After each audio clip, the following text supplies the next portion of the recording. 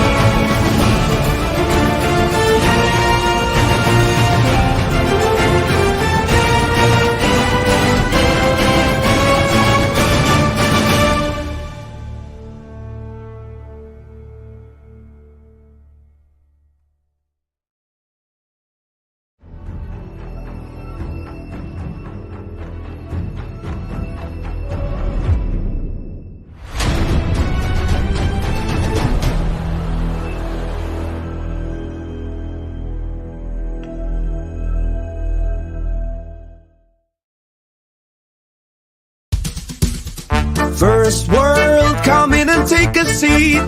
Pay us no attention, it's all conspiracy. We have satire and parody, some funny, some perverse. If none of it's offensive to you, you'd be the first.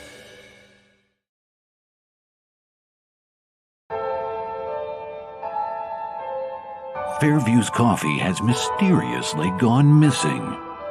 Mayhem ensues when strange, coffee-craving zombies plague the city. Detective Mickey Potatoes, an overworked public servant, uncovers why ordinary citizens are losing their minds and how to stop the coffee apocalypse. But it involves the mafia. And when you're dealing with mafia crime families, nothing is ever easy. The mafia controls everything in the city, including the police, including him. If he breaks the mafia, they will break him. So, the city is without coffee. The city is burning before his very eyes, but he's powerless. Detective Potatoes has the power to stop the coffee apocalypse, but if he does, he could lose everything.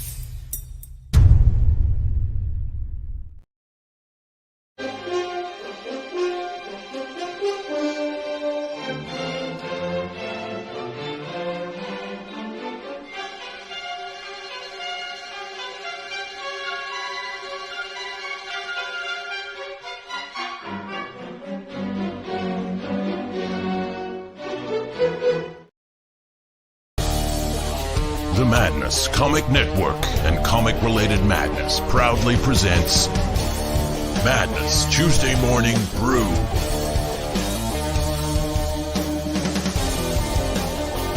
Tune in to our content on Comic Talk with Pops Van Zant on YouTube.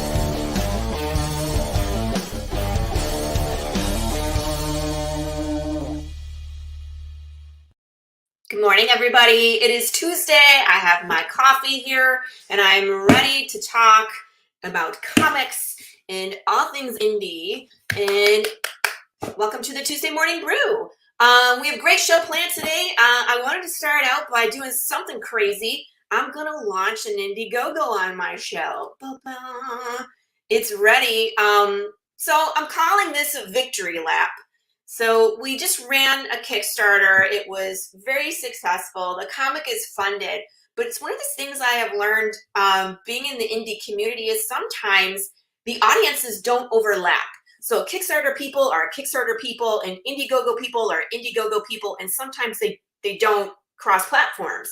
So this is just an opportunity to let the Indiegogo audience have at it, you know, to start following Path of the Pale Rider. I am doing something cool. We're going to have some exclusive covers for issues 1, 2, and 3 available in this Indiegogo.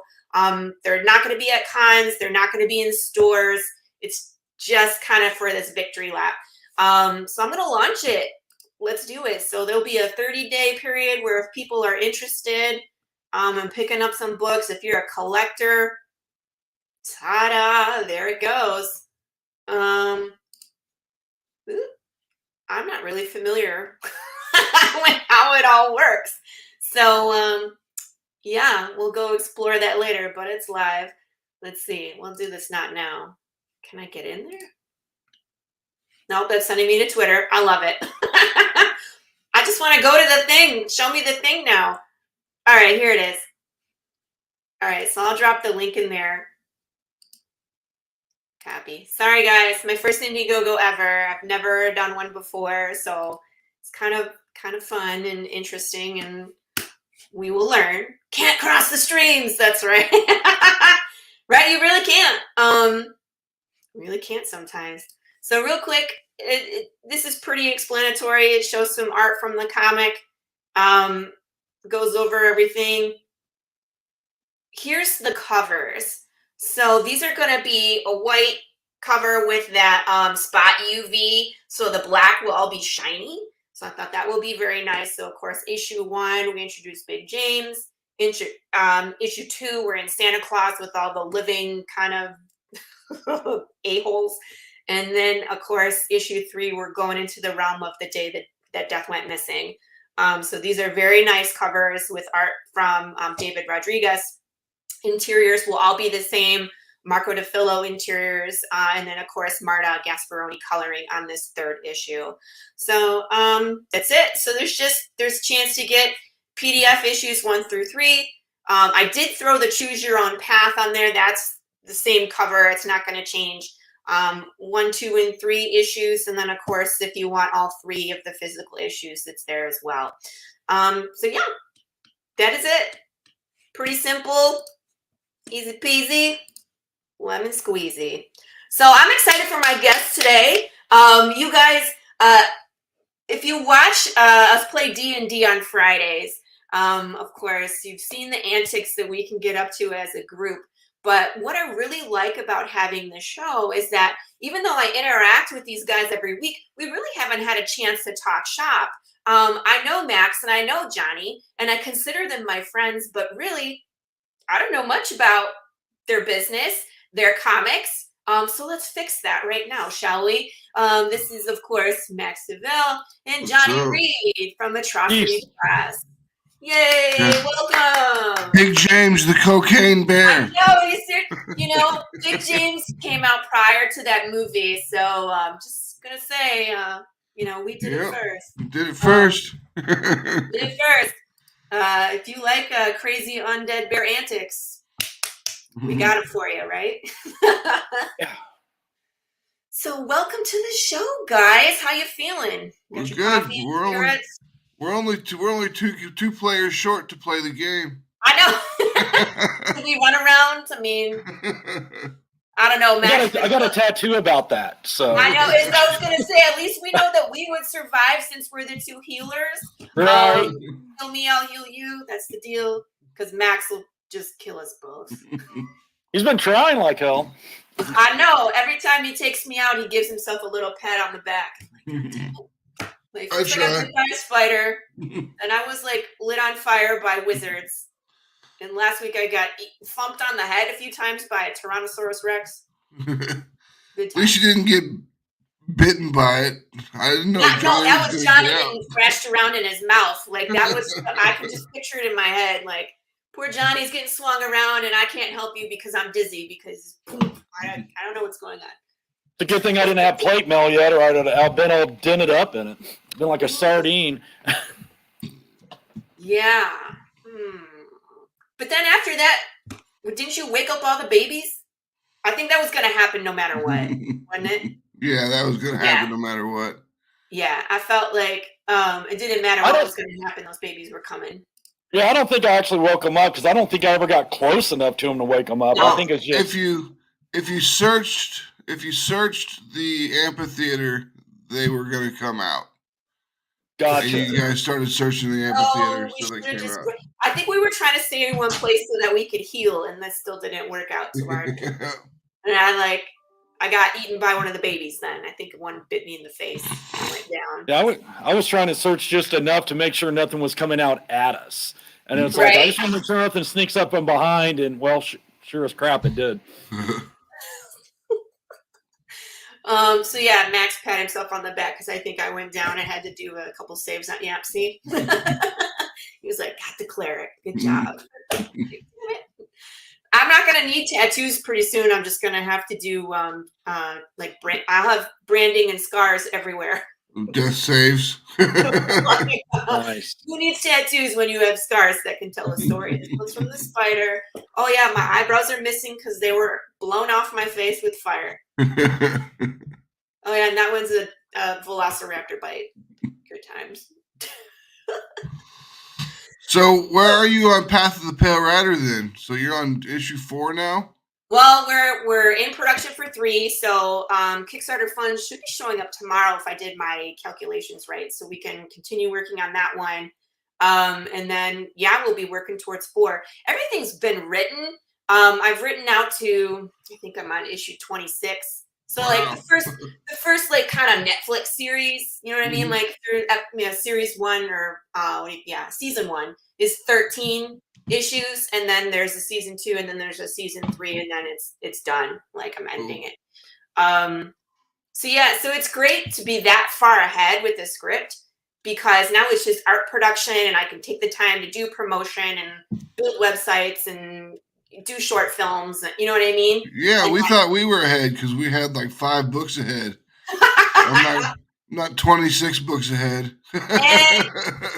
Well, when I wrote it was a full-length movie because it's I came from production and screenwriting. So I took a full-length movie and I chunked it out into issues when we decided to go comic book. So that's why it's so far ahead. It's not, I wrote it like it was one big movie and now it's broken up into issues. Funnily enough, me and Johnnie, we started out, the company we started originally was a production company. Really? Yeah, we were going to do movies with a couple other guys, but the other guys didn't do anything with the business at all whatsoever. One of them was like, I've just got writer's block. And the other guys like just didn't ever contact anyone. And I'm just like, after like a year and a half, I'm like, Johnnie, buddy, this has got to, we got to put an end to this because nothing's happening. Yeah. What kind of things were you trying to produce? Movie, short film, music video? Because I know Johnnie does music too. Well, that kind of goes back to how we met because originally I was working for an actual production company, and they got movies. I'm not going to name them, but they're on Vudu and everything, so they were pretty. They were indie bees, but they got out there, got some press. Yeah. The big thing was I did co-host Night Watch Radio for 5 years. So every Tuesday night, we'd have Greg Nicotilla, Lita Ford, and all those different guests. So I was like really in that whole media scene of just, we'd have, movie stars, all these people. And one night we had Hart Fisher and Max DeVille, with Bonehead, and so that's how I originally met, Max was there. And at that point, Max was talking about wanting to do a werewolf movie. Cool. And he was going to work on it with the group I was with. Well, that kind of fell through. Kind of a byproduct of that, I left the company, kind of stepped away. And but me and Max still stayed in touch. And then we're like, hey, let's do a production company. Let's do some movies. You've already been writing scripts. You've already got, this under your back. Max has got all this producing and all. And I'm like, great. And that's just kind of where we were starting with this. We were going to do this Reckoning Productions. Yeah. And it just fell through. And then it led to Max doing, he started his own deal with Mary Machinegun. Mm-hmm. Gotcha. Do you want me to keep going, or do you want to go? Go ahead. No, you can go ahead. You got it. So basically, So we kept talking, and it's in the middle of COVID. Yeah. So it's in the middle of COVID, and I'd been doing a financial job for 24 years for a large financing firm. I got laid off, and I was like, you know what? I'm going to go back to college, and I'm going to get my, my business degree finished up. Mm-hmm. So I'm in school, and we're talking all the time about all these papers I'm writing, and he's like, well, you write all the time. Do you want to edit one for me? I was like, sure. So he sends me Mary Machinegun, the first one, which I read. And then he gave me the second one. He goes, I want you to edit this. And I was like, okay. And it was funny. I don't know. I don't know if he liked my notes or what, but he's like, hey, do you want to maybe write one with me? Yes. I was like, okay. So that kind of went into Mary Machinegun 3. Cool. And then he's like, hey, do you have any comic ideas? And for me, I'm like, about 1 million. And for me, from what you said about your book, it's funny because everything I write, I see as a movie. Yes. Max is always telling me when we're writing, you got to shorten it up. You got to quick. Because I could write dialogue for freaking decades. Because it's the same for me where it's like, I have all this, like, they're talking back and forth, and I'm like, that's not going to fit in there. Damn, but that's what I'm used to. I'm used to writing scripts. I'm used to, like, I got to fill up 20 minutes of these people having conversation, which would normally be 2 panels in a comic. Panels, right? You turn the page and it's over. So Max is like, hey, you know what? What do you got? And originally I pitched him this idea, Native, which actually we're getting ready to come back to. And then I pitched him Human Hunters, which is what we thought would go better. Let's do a group book. We thought it'd package really well with Mary. And then next thing I know, he goes, okay, I got an idea for you. And I remember this day. I'm sitting in my freaking living room, and he calls me. And I go, what? And he goes, so how Ninja Bimbos. Wow. Yeah, he calls me, and he's like, Ninja Bimbos versus zombies from deep space. And I'm like, whatever, dude. You're not serious. He goes, oh, I'm dead serious. Mm-hmm. And I'm like, and for me, I got this B movie background anyway. We always had the 3 Bs, the boobs, the blood, that's what we did. Yeah. And I'm like, you're serious? And he's like, yeah. And I'm like, all right. And he kind of gave me kind of like the background he was thinking, and I said, oh, I got an idea for some characters. And then I started working on some character stuff with. And the next thing we know, we had that working together. Nice. And that led to one day he was talking. He's like, I think we need to make this a business partnership officially. Yeah. And I'm like, okay. And he goes, because he was always up at the shop at that point. I got my own comic shop, and Max was going through some changes in his life, and we were hanging out more. And he's like, I think this would really be good. And I was like, all right. And swear to God, I figured he'd be like, hey, pitching this much money, and it'd be like 20%, whatever. Giving, the credit to Max just for how, what kind of a guy he is. He's like, no, if we're going to do this, it's going to be 50-50. We're going to sign the paperwork. You're going to take 50% of Atrocity Press. And we're not going to tell all the legal details and crap we did. But, it's the point that, he was willing to give up 50% of his baby. That says a lot about Max, because I would never, nobody has rights to Path of the Pill Writer. Nobody. Me, right? Well, and so that's the point of willing to give you a part of their baby. Wow. Yeah. Well, and it shows, and I think it goes both ways, the faith in our partnership. Hey, yes. He and I had worked with a lot of people that have really jilted us in the past. Working for years on movies and stuff and never seen a dime. Right. Coming up with ideas for movies and then have them stolen out from under you. Right. Us trying to start a whole production company, and we're the only two, trying to get it pushed. It's and like we realized in high school, right? Where it's like people do it and there's 6 people in the group and you're like, what the hell? Yeah. Well, and that's it. And we realized, that we were both of the same mind, that we don't just talk that game. That it's like me. I own my own comic shop. I had 12 friends growing up. They all wanted to open a comic shop. But it's the ones that actually say, "Hey, I'm going to do it. I'm going to put my mouth, put my money where my money. Yeah, and I'm going to go follow through, because when you're starting something new that you don't know how to do, there's a learning curve. Yeah. But being able to understand that mistakes are going to happen and to be able to learn from those mistakes and keep moving forward, I think that's what's key in this business. Because everybody makes mistakes, but some people bail. And then you never see an issue 3 and issue 4. So you guys have multiple issues of each one of the projects that you guys. I don't know how you guys do it, where you're just cycling through your properties. Where you're like, okay, Machine Gun Mary's next, or Mary Machinegun's next, and then after that it's Ninja Bimbos, and then we'll go back to Human Hunters, and it's just this rotation.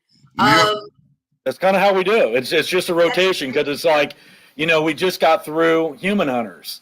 It was going to be Ninja Bimbos, but our artist actually had some health issues. I'm not going to go in detail. That's his story to tell.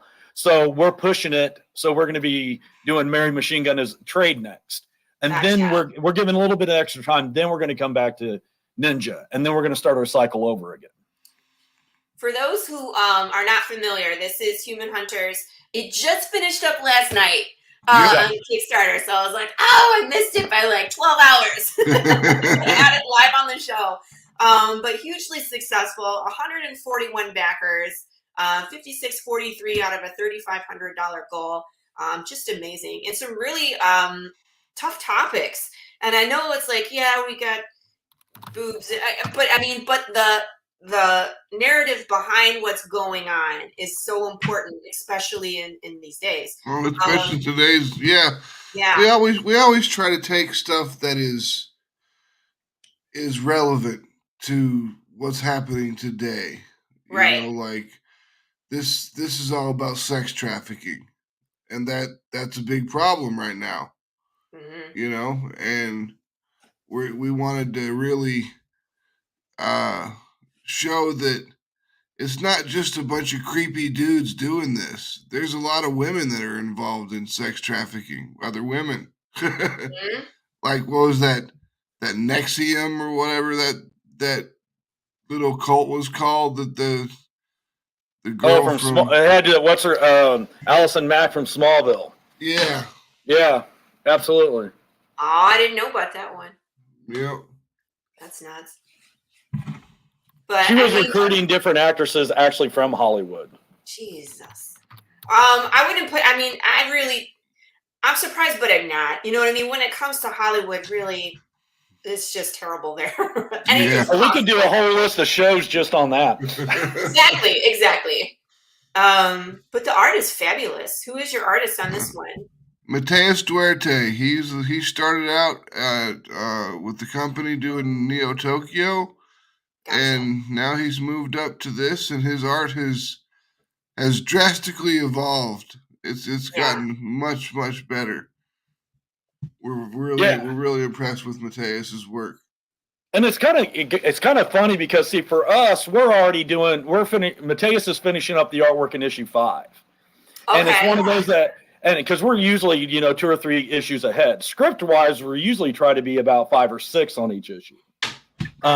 If we can. But what's funny is like the artwork in 5 is so even superior to this. Right. It's great to see his growth. And issue 5, I'm excited for issue 4 because when it comes out, it's actually going to be a flashback origin story.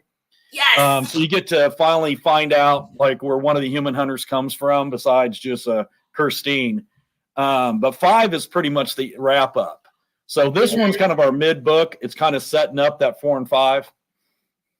That's interesting because my book is also nonlinear time. So it's interesting to me why writers like us would do that, where it's like, what was attractive about that to you guys? Running a nonlinear story. We do that all the time. Like in Mary, what do we got? A flashback within a flashback. Yeah, we did. That's hilarious. Hello, Facebook user. Hello, Facebook user. Hey. Again, there's another Facebook user. It is okay. Mm-hmm. Thank you. Yeah. So, I mean, there's pros and cons to writing nonlinear, stories. Because one of the cons is your protagonist is safe. No one feels like there's any stakes for that character because you've already seen them in the future. But I like doing it because you can show them as kind of like the grizzled veteran of who they are, and then be able to go back and show why they are that way. Yeah. And that's what we do. We don't do a lot of stuff flash forwards. It's always, because that's the thing, when you're dealing with Mary, she's a Templar that's been around for hundreds of years. You're dealing with human hunters. You're dealing with the whole team is almost immortals. So it's almost, you go back and you're like, you have hundreds of years to, when we're talking about human hunters, Christine is basically when you read the book Frankenstein, she was the female monster that he was creating that he threw out to the sea. We didn't want to change the book because we have respect for those original writers that came. I'm a big guy. I do not like, people changing stuff. Right. Hold on 1 second. Someone trying to break in? Yeah, someone's at the door. I'll be right back. You're all good. Respect the time, people. You still got an hour and a half before he opens. I know. People are like, are you open yet? Like, no, read the door. But in this one, in issue 3, we've got two different storylines happening at once. Yeah. It's the girls inside the sex trafficker's place, and then the guys who are trying to mount a rescue operation, while at the same time the girls are not completely worthless. Right. They're actually trying to escape. I was going to say, they look like they're breaking out right here. Yep. They're trying to escape as it is right there. So, I mean, they're not completely worthless. They can do their own stuff too. So, we'll see which one works. If either one of them work. Right? And then, unless there's like a sadistic DM like Max, who's going to be like, everybody dies. Well, that's one of the things too is we're trying to show our characters where they have faults. Just because they have all these powers and they, have all this experience, things happen. You can't, the world is chaos. You never know who's going to walk in the room and throw that wrench. You can have the best laid plan and it's going to fall. I think that makes the story so much more interesting when all the characters have these flaws, where it's like they can make mistakes, or even if they're really strong, maybe they're making stupid choices that get someone else in danger. You know what I mean? Yeah. It makes the story much more interesting when it's like, okay, because when you have like overpowered like Superman, that's like, where else can we go? I've seen him beat everybody up. Like, and that's like in issue 2, we had it all set up where the human hunters had this whole plan. It was all great. And then all of a sudden this biker gang of werewolves walk in. And it's like, and JC, who's a werewolf, he didn't even, it's one of those little things. They're like, you're not supposed to be in our city. And he's like, oh crap, dude, I'm just here for a job. No big deal. But it starts a big thing, which leads to the girls being kidnapped. And it's like, you just never know what's going to happen. That's cool. So give me the elevator pitch for Human Hunters. Basically, I had this concept of, I always liked the monsters. I've always been a universal monster guy. Horror movies, that's always been my bag. Mm-hmm. And I just don't like how they're always written, so lack of intelligence. Like, they're going to do a vampire deal, and all of a sudden he's in modern day, and what's a telephone, and what's this, what's that? Where these guys are probably the smartest one in the room. That's how they're written. Cleo, she's not only is she a hacker, she helped invented the internet. Oh, You know, geez. and that's kind of that thing of like, if you got somebody that's been around for hundreds of years, that's really smart, has all these resources, and that's kind of where it is. The big thing is Radu, the leader, has been bringing them together, and they're basically human hunters. They're going out the worst of the humans. Nice. So, it's kind of like all these years they were hunted. Now they're turning the tables, but they're going after the worst humans. And in a lot of cases, humans can be worse than any monsters we could ever come up with. Oh, yeah. Absolutely. And I mean, the girls that got kidnapped originally that they're trying to save, they're drug kingpin, their daughters. So the drug kingpins really couldn't go to the police and say, hey, our daughters have been kidnapped. Do we need help? So they go to the human hunters instead, because the human hunters basically, the very, very short elevator pitch is the famous monsters meet Mission Impossible. Gotcha. Okay. Cue the A-Team theme right there. Yep. Yeah. So these guys are the human hunters, right? Yeah, all of them. So, right there, basically, if you take that top panel, the one with the long hair, the dark skin, that's JC. Okay. Or werewolf on the right. Werewolf. This guy on the right? Yeah, that's our wolf. He's Native American. He's our werewolf. So he's very tribal Native American.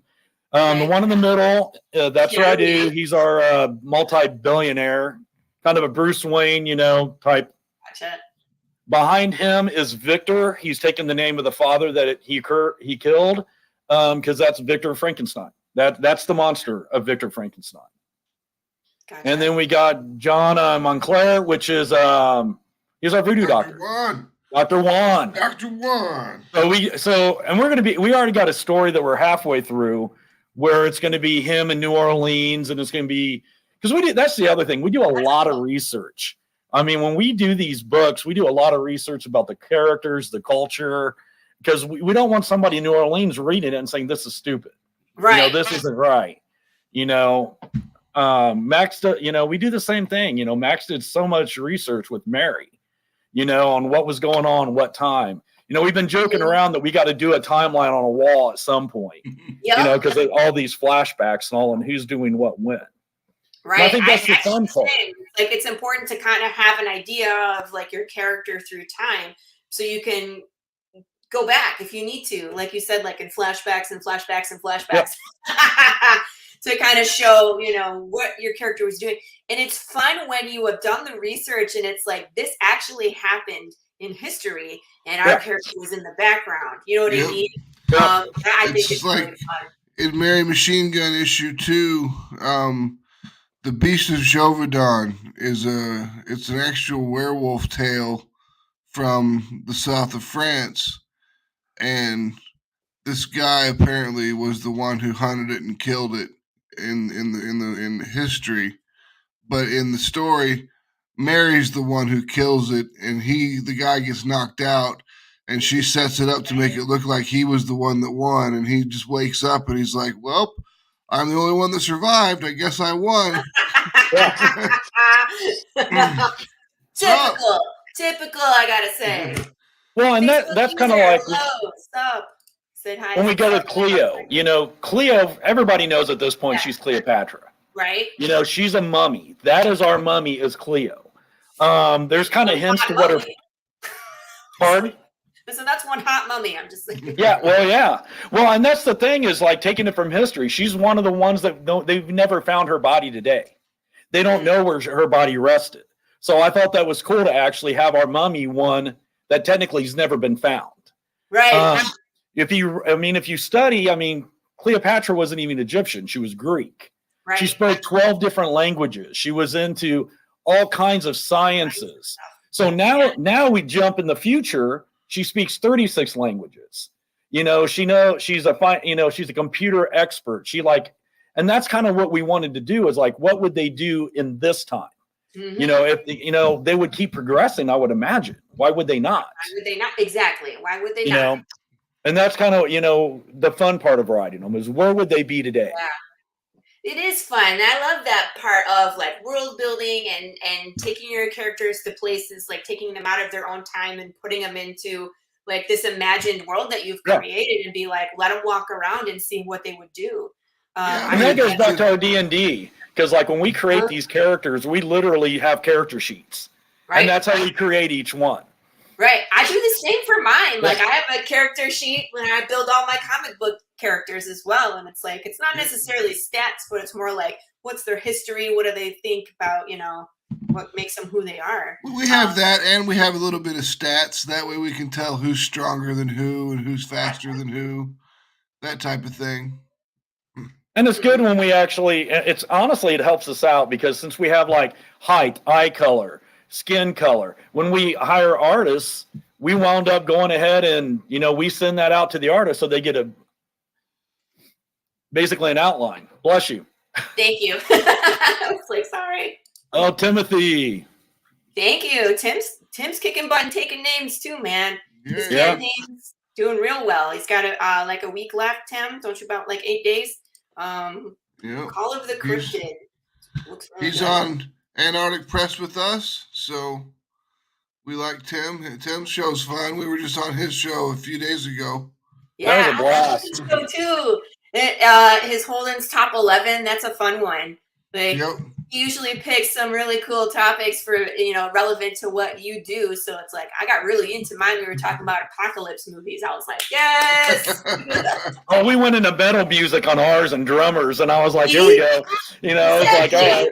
Well, like Tim knows his audience, so that's always a fun show. It's always pretty passionate, with people that are on there talking about this stuff. So fun times. These are some beautiful covers. Holy moly. Yeah, Fabio Someo, that dude is just on point constantly. He did one for Carissa Grant too. I think one of hers. He's great. I mean, just amazing art. Pin-up style of this one, I was like, holy moly! That lightning in the background kind of takes your eye through the whole piece. Yep. Mariah Benez and Fernando did the colors. Fernando's our main artist. He's our art director, and he's the main artist for Mary Machinegun. That's one of those that turned out real well, because you always get worried when you put your dressing on it, but that lightning went right around the logo, like perfectly. Yes. I was like, wow, that actually looks great with the dressing too. That's cool. Yeah, sometimes that's the hard part. It's like the art is so beautiful, but when you put the logo on it, it's like, oh, gotta pick one or the other. Like this one, I always find something new every time I see it. Like I was like, oh, she's got a gun in her hand. Oh, those are roses. And I'm like, oh, look, the buildings in the background look like an old Gothic castle. Mm-hmm. Okay, that's really. But it's modern. It's great. Postmodern Gothic. That's really cool. The sun setting, the light hitting the windows. And I just love how he puts in all this texture. Like the texture is really what I love about his stuff too. Because it's not only interesting, but visually, but even where there's empty negative space, there's still something interesting to look at. Really cool. Wow. Holy colors. Yeah, Alfred Trujillo. He did the colors and the pencils and everything on that all by himself. I really like the pinks and the purple and the blues and the Gothic street with the lamps and everything. It looks awesome. Yeah, it's just an interesting perspective. You know what I mean? Because it's not straight on; it's really tipped just slightly, and it makes. Well, and he did that on the last one a little bit, because he did in our Human Hunters 2, he did one of Cleo. Yeah. And then on Human Hunters 3, he'll be doing one of Freya, and we're kind of doing them where we're eventually going to do a poster of all three. I think is what we're looking at. They're all going to be they're connecting covers. That's cool, but there's a but. Yeah. I don't know. She must have fell down or something, but that's okay. It happens. I'm upset about it. I'm just saying. And there's John Stinsman. Right? John Stinsman. He was the Evangeline artist. He did Lady Pendragon for Image back in the 90s. And we've got him doing a couple covers for us now. And as we all know, all super hot nerdy girls hang out in their lingerie when they're working on their computer. Sure they do. My question is though, why is the moon so prominent? There's that one, this one. Is there another one? I thought there was, maybe not. No. And other covers, there's been quite a few. Yeah. Not suitable for work cover. Yep. Another not suitable for work cover. I think you know your audience here. Yeah, we've got 3 of them. We've got 3 of them. We've got 3. The prints come with it.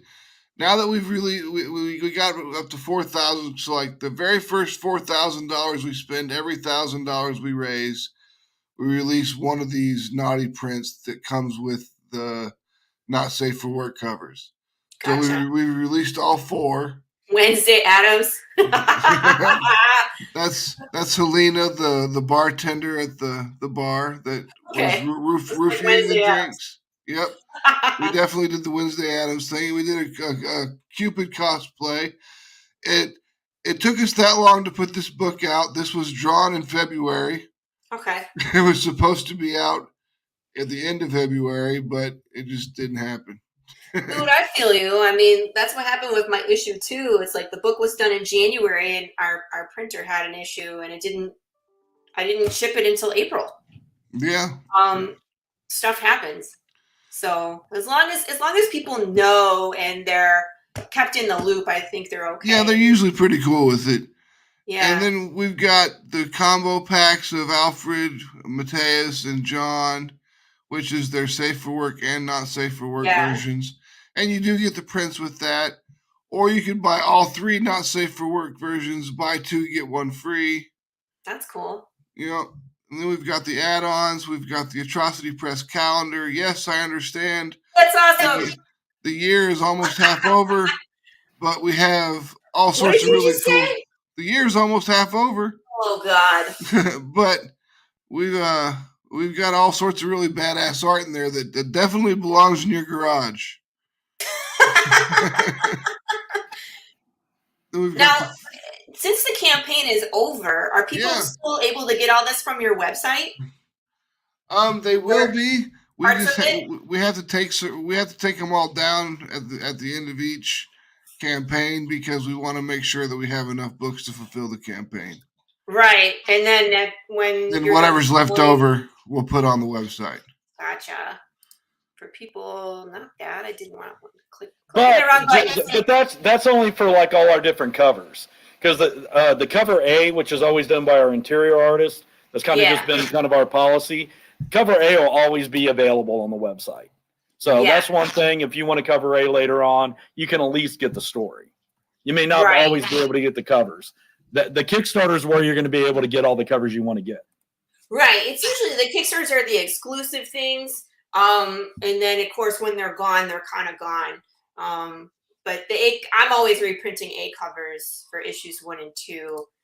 But I love how it has the weather for Kansas City. I just noticed that. I was like, did it really? It's kind of nice there. Yeah, it's always been nice here for about a couple weeks now. Really? Yeah. It's been like 60, 65, 70. Wow. Yeah, it's been weird here in Texas where like it's warm and then we were cold and then we were warm and then we were cold again. Now we're warm. I don't know. Maybe it's done. It would be great if it could just make up its mind. Hey, look who it is. Doc. Warm. Sorry, hey, I wasn't looking. I was middle. There's like 18 things from good morning. What's up, Doc? That's my mic. I said good morning. Sorry, I was going through the other page where I couldn't see the chat. Okay. All right. I'll just go outside. No, wait, come back. Sorry. I was scrolling. I don't have someone else in the back producing for me today. It's just that we're just hanging out. So like now I can't see you because I'm scrolling. So anyway, what I love about your website is it's really a great place for anybody who's interested in what's happening in Atrocity Press. Because like I said, you guys kind of cycle through your projects, and then if there's new projects that are going to be fit into that insane cycle, it'll be here. Yeah, we'll put everything goes on the website first. Yeah. So all of our news and information will be on the website, and then a couple days later, it starts getting disseminated out to social media. That way, it gives people a reason to come to our website.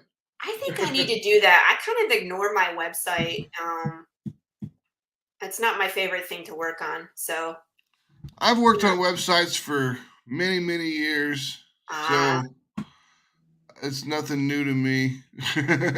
This is true if you've been doing it for years. Who wants to get a copy of Machine Gun or Mary Machinegun? I always say it the wrong way. Issue 1. Everyone does. For free. Yeah. Yeah, that's cool. Free download? Yeah, just click on it and it's a free download.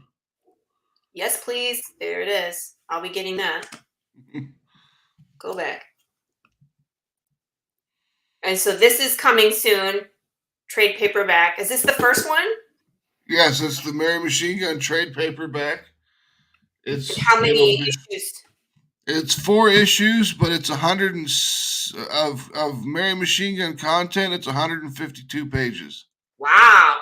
Because each book was like 36, 44, 36, 40 pages. Dang. We really had Mary Machinegun was a lot of pages.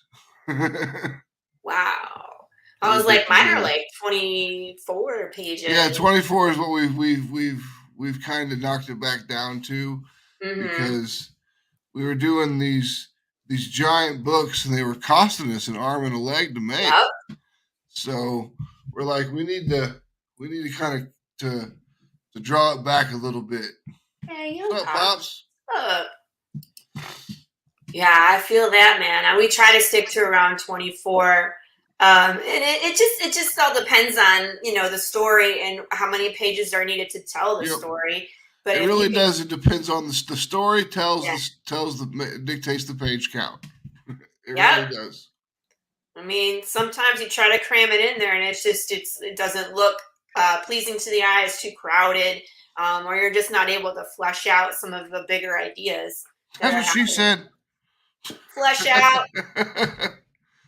That's what I said. It's too big. It doesn't fit in there. It doesn't flesh out.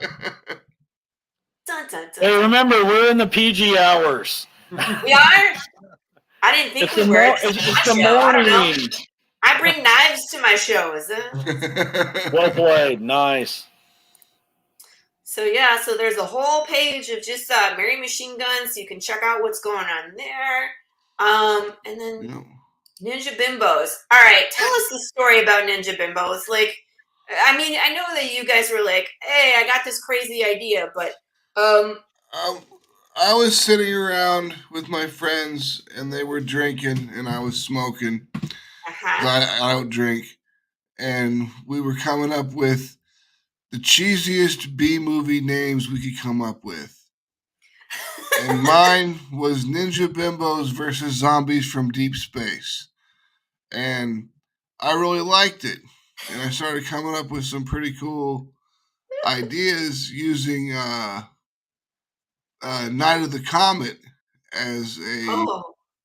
I've seen that. Yes, I have seen that. As an idea, a place to start off at. Yeah. And then I told Johnnie about it. And he was like, "Are you serious?" And I'm like, "Yeah, dude, I'm dead serious. Let's do this." And then we started making character sheets and started doing we do an outline, like a high level outline of like the entire first or second or third or whatever storyline.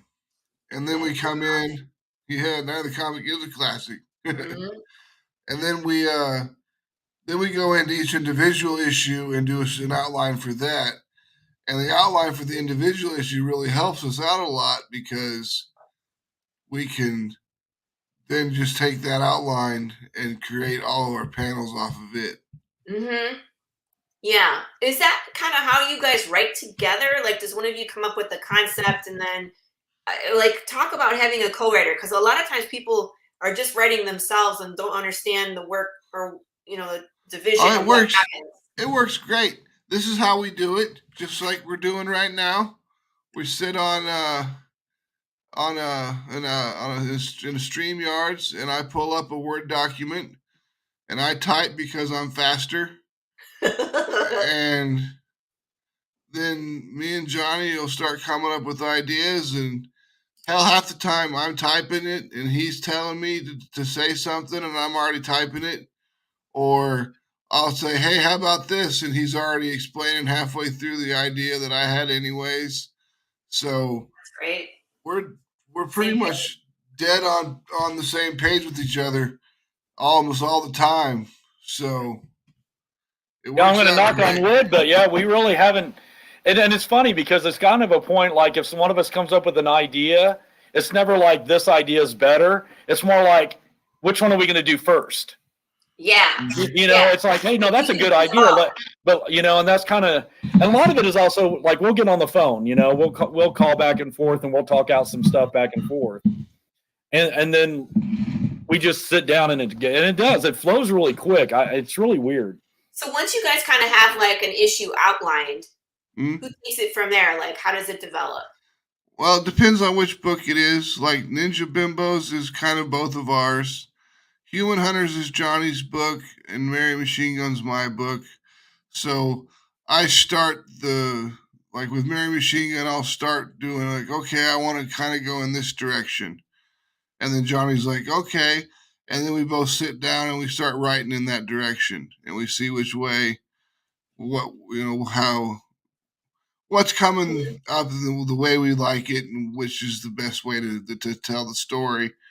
And then, like with Human Hunters, Johnny gets to come up with what he wants to do with it. Like the next book is we really go back into the past in the 1690s during the Salem witch trials, and we don't pull any punches about what they did to these what they did to these women. It was terrible. We didn't have. You say we don't pull any punches, but by the same token, I mean, when you read it, and I've read it, several times, because it's already done the artwork. But the problem I have with it is, it's pretty. You read it and you're like, oh my God, I can't believe this happened. But if you really do the research, what we show isn't even as dark as what really happened. Yeah. Really? I mean, it all in there because there's so much bullshit that happened in real history. It's hard. Yeah, well, we did a lot. I mean, we showed basically one of the characters, the torture process. When you're accused of a witch, what they go through. But I mean, it's so horrific. There's stuff that they did that we didn't even touch on. Yeah. And it's kind of weird. Like, if you live, then you're a witch and we kill you again. It's like, what? Yeah. If you drown, you weren't drown, a witch. You're not a witch. If you live, we're going to burn you at the stake. Sound great? All right. You turned him into a newt. Say your prayer without stuttering. It's more like she turned him into a newt, but he got better. I got better. I got better. But issue 4 is going to be awesome. People are really going to love it. Visually, it's my favorite because a lot of it is at night. A lot of it is like during a snowstorm. So visually, just the art and the colors freaking are amazing on it. That's going to be fun to see. Yeah. Let me see here. Crushes Kickstarter. And that's kind of going back to Ninja Bimbos. Like, we're already done with the first story arc. We've already started working on the next. And we've got, I think, what is it? We got like 3 or 4 different story ideas of where we want to go with it. Yeah, we haven't really come up with the idea of which one to do first yet. Yeah, that's usually our problem is like, which ones are we doing? Yeah, and that's the hard part. Like, you have a character that can kind of walk through time. You know what I mean? Where it's like there's so many things that you can do now throughout history and in present time or even into the future. Might be interesting, but it's like so many ideas. How do you pick one? Yep. Well, we did that with Mary. We had this whole idea for the story arc, and we actually wrote it. I think we're one or two. I know we're one. I think maybe 2 full issues into it, and then Max is like talking about Dark America that we've talked about, and he's like, "Hey, what about Dark America?" And we were kicking some ideas around, and I'm like, "Hey, what about let's do this now?" And we totally switched it. So the other one kind of got pushed to the side, and here comes Dark America. And then we were talking. Well, part of it is going to be part of the trade. We were talking, and I'm like, for me, I go back to, my business marketing degree, a lot. What can we do? Given a trade, what's going to be different on the trade that makes somebody want to buy it than that it's already got the 4 issues? Right. So we're doing kind of an epilogue that's going to be the beginning of Dark America, and it'll be in the trade paperback. That's cool. That's a great idea because TV shows do that all the time where they introduce the spin-off character that's coming in the main series. So that's a great idea. So that's basically Dark America is very intertwined with Mary. And you'll find out that she actually, part of her origin was in an older Mary comic. So we do a lot of bring stuff from the past back. And it's funny that we're doing that because we're only 4 issues in. But see, for us, for the people that are watching this, we're not looking at this as, can we just get through this story arc? Can we just get these 4 issues in a Kickstarter? No, we're planning out the next 10 years because we're that sure that this is what we want to do for the next 10 years of our lives. And, and because we're like, hey, where do you see you in 10 years? We're going to have our own Atrocity Press offices, and we're going to be having our own team, and this is what we want to do. That's awesome. I didn't know we were so like-minded on these things. That makes me even more happy that we had you on the show today because it's coming from production and what you guys are planning, how you approach it. I'm just I feel very at home. I'm always really, because part of it, I own a comic shop, so I have that background. I did the whole movie scene. I did the touring with a metal band, so I have those experiences that I bring to this. And then for me, I always go to marketing.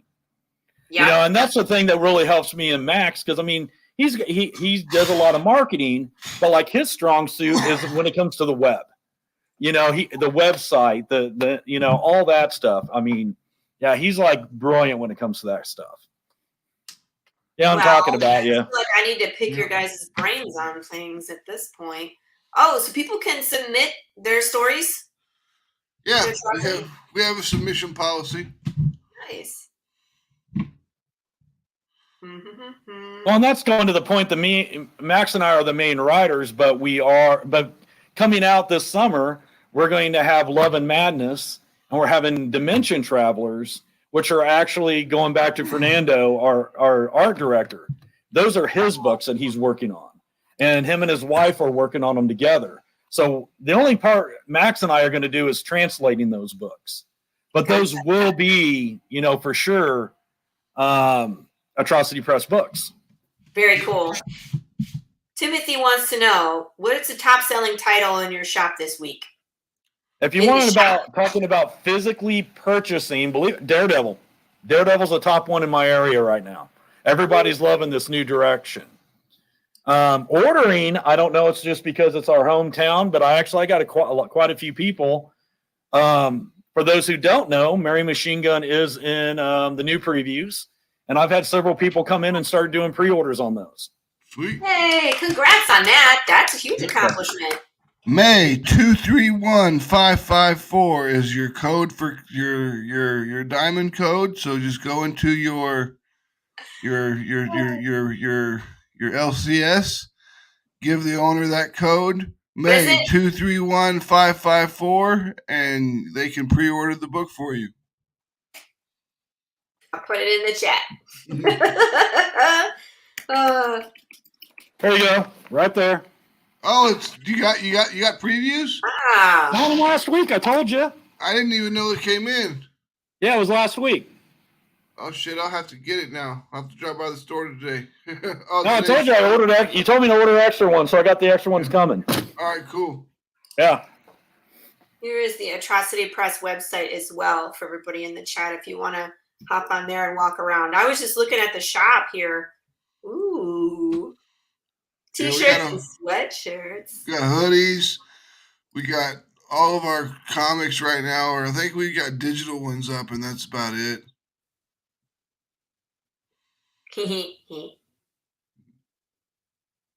Grim? What's this one? That was the original title for Dimension Travelers. But there's too many books called Grimm, so we decided to change it. This is true.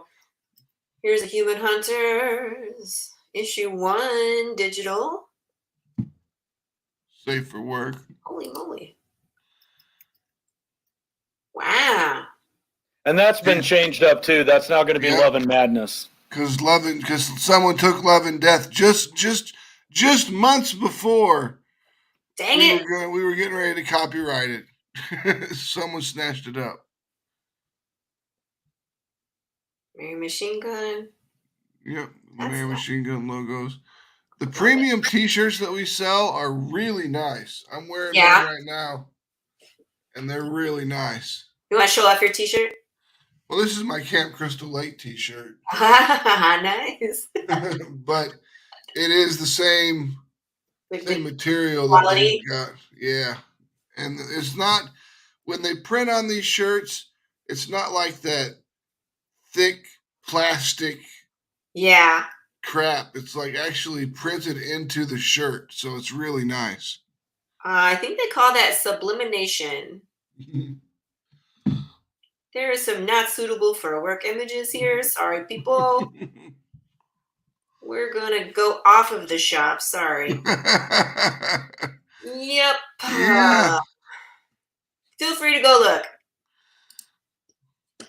Plenty of things to see on there. Yeah, we don't stray away from the nudity. We see most of our books as rated R movies. Yeah. That's really what it comes down to, is a rated R movie. And I got to tell you, I'm in a whole different kind of weird mind frame because I'm a big art guy. You know, I love going to the art galleries. I used to do a lot of art in my youth. I did sculpting, and it cracks me up that we'll walk in a museum and all the paintings are nude and all the statues are nude, but all of a sudden, if it's in a comic book, that's porn. No, you know, literally the Met Gala was last night. You know, people are going to the, you know, and that's art. Why are we any different? You know, I mean, that's kind of it, you know? It's just a mindset. I took art. I have a Bachelor of Fine Arts. I took life drawing, several semesters of life drawing. And it's like, you're in a room with an actual naked person and you have to draw them. It changes your mind frame. Did you get the hot guy or did you get like the 90-year-old guy? Oh, it's always the old ass people or the weirdos. Like the ones that can't afford to go to the nude beach, right? I guess. I don't know. Like it's like I don't know why you would volunteer to be a nude model at a university if that's something. The weirdest thing that ever happened though is I sat down, you know, they're in a big circle and the model is not there yet. So you set up all your art shit. And then the dude comes out, he's like probably 85. Straddles the chair backwards and stares directly at me while I'm drawing. I'm like, son of a bitch. Like, I don't want eye contact with you. And draw Mr. Burns. He framed his junk through the hole on the back of the seat. And I was like, great. Great. Perfect. All right, Mr. Burns, settle down. I know. It's like, at that point, do you pick up your stuff and move? Or you just draw this asshole? I mean, whatever. You're like, oh, I got to get better lighting. This doesn't do good, right? And you move. I did that the very first time they introduced the life model. I missed that one. He was there for like 2 sessions, right? And I came into the class and everybody was set up on one side of the classroom. And I didn't know why. So I set up on the other side, give myself lots of space. And then you came out and sat down. And I was like, this is why. I was like, pick up all my stuff. And see his ass. Turned beet red. Everybody's laughing at me. I'm like, oh. Such is life. But the only thing that I could actually do in body. The only thing I could do in art class was we had to take statues, and then we took black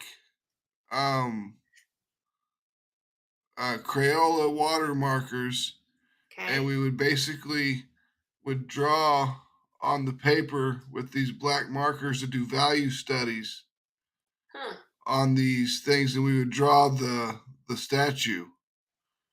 You never got a live model? No, we never got to do live models. I never went that. I didn't go that far into art school. I didn't Mine was all programming. No, I think I was born like 2 years too early. I totally would have done a digital program and gone into like animation on the computer if I had been born, I think 2 years later. It wasn't really a focus when I went into art school, but when I left, it was. So I think I missed that opportunity to get into all of that just by a couple of years, which was too bad. Yeah, that would have been super sweet to get involved in. I mean, I would love to be able to do animation. I'd love to be able to just do sculpting, to be honest with you, 3D sculpting. But I can't do that either. I can't do anything that has to do with art except for writing. I used to do the clay stuff. I remember my senior project in school, I did a life-size bust of Freddie. And it was awesome. How'd that turn out? Turned out great. It was awesome. I loved it. I wound up building a body for it later on and had it in my room in the corner and didn't tell my mom. And when she walked in, she literally like wet herself because I had it set up with I changed my lights out and put black lights in my room. You're not nice. Oh, no, I was always doing practical. I still do practical jokes a lot, but back then I did really bad ones. It was bad. I had like my whole room was in black lights and I did this fluorescent, the eyes were glowing. He had the claw hand. It was great. I blame it on the school because that was the project I had to do. So, it's really their fault. That's funny. And it's fun when you're an art major because a lot of people, okay, let me back up. I was in, my concentration was in metalsmithing and jewelry. Okay. So now most of my class are making like earrings and pendants and necklaces. And I'm making like gauntlets with spikes coming out and like I'm weaving metal to look like it was a Victorian collar with a bunch of pins coming out of it. So I was just breaking that mold. So it's always fun to like go into a class and find that one weirdo, right? We're all painting like classic things. And then there's the one guy who's doing like graffiti, So I always like to see who's pushing the envelope in those classes. It's fun. Oh yeah. It's always good to find out who's got a little bit of creativity. Yeah. Instead of just following the lesson plan. Right. And usually the teachers are there for it. They let you kind of think outside the box and do something different. Well, that's one of the things we hire when we hire our artists at Atrocity Press. I mean, we hire our artists for their creativity. We don't hire, we hire them obviously because they're good at what they do, but they have to be creative. I don't want them to just write what's on the script. If they've got a better idea, yes, tell us. If you can combine two panels into this one and make it a more effective page, let's do it. When you guys are writing, are you writing comic book style script where it's like page 1, panel 1, panel 2? Yep. Okay. Yep. Interesting. Page 1, panel 1. Page 1, panel 2. Page 1, I panel 2. have done that for different artists, but for Marco, I just kept it as a screenplay. Yeah. And he reads the screenplay and he does all the paneling. And I think the comic is way better for it.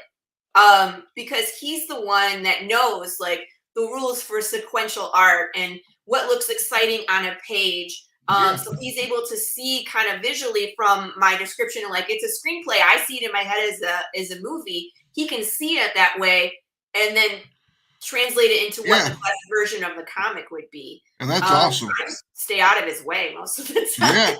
Yeah. If it's working, don't fix it. Right. But I always find that's interesting too when it comes to the variant art, that a lot of times the guys where I'm like, read the script and you tell me what excites you, always turns out better than, hey, this is what I want you to draw. Yep. Because then they're passionate about it is something that's exciting to them instead of like, hey, this, and can you just, what I mean? They've got a connection to it at that point in time. Yeah. Instead of it's just a job. Yeah. Yep. But you can tell the difference in those, and they definitely sell differently. You know what I mean? Mm-hmm.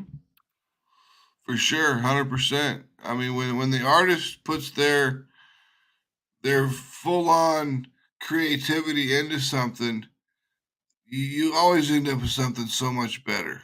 Mm-hmm. And if you can't ask for anything better than an artist really pushing their creativity towards your project, because they have been doing things that you don't know anything about. So they've been pushing stuff for years, and they can come up with some stuff. Maybe they did something 10 years ago, and they're like, hey, this would really work here too. And it does work. And you're like, wow, that's awesome. Fantastic. Way to go. Thank you. That made the book so much better. Well, that, and I feel like artists, kind of like actors, can get typecast. Mm-hmm. They're good at something in particular. Oh, yeah. And they are forced to repeat that same style over and over and over, because that's what people kind of see. I had an artist recently that we broke that mold. I was like, you're really good at this. You know, I was thinking about this. And he was like, I've done that so many times. He's like, what really excites me about your story is this. Can we try something different? And I was like, yes, and got some amazing art out of it, because he's like, I don't always want to do comics. He's like, I want to do more gallery pieces. Can we try something different? Absolutely. So it's interesting to see not only what they can do, but what do they want to do? Where are they pushing themselves in their own art? Because I find most of these artists that are really good are constantly pushing themselves and trying new things, and see what comes out is really amazing. Oh, yeah. They come up with some really good stuff. Fernando definitely comes up with good stuff. And the great thing about him is he understands. Which one is Fernando's cover? This is Fabio. That's Fabio. Fernando, there's no cover for him on this list. Maybe it's on I'll put up the Kickstarter again. Yeah, his is the one where the girl looks like she fell down. Ah, that one. The butt. He wanted to do a butt shot this time, so I was like, all right, go ahead and go for it. But he is really good at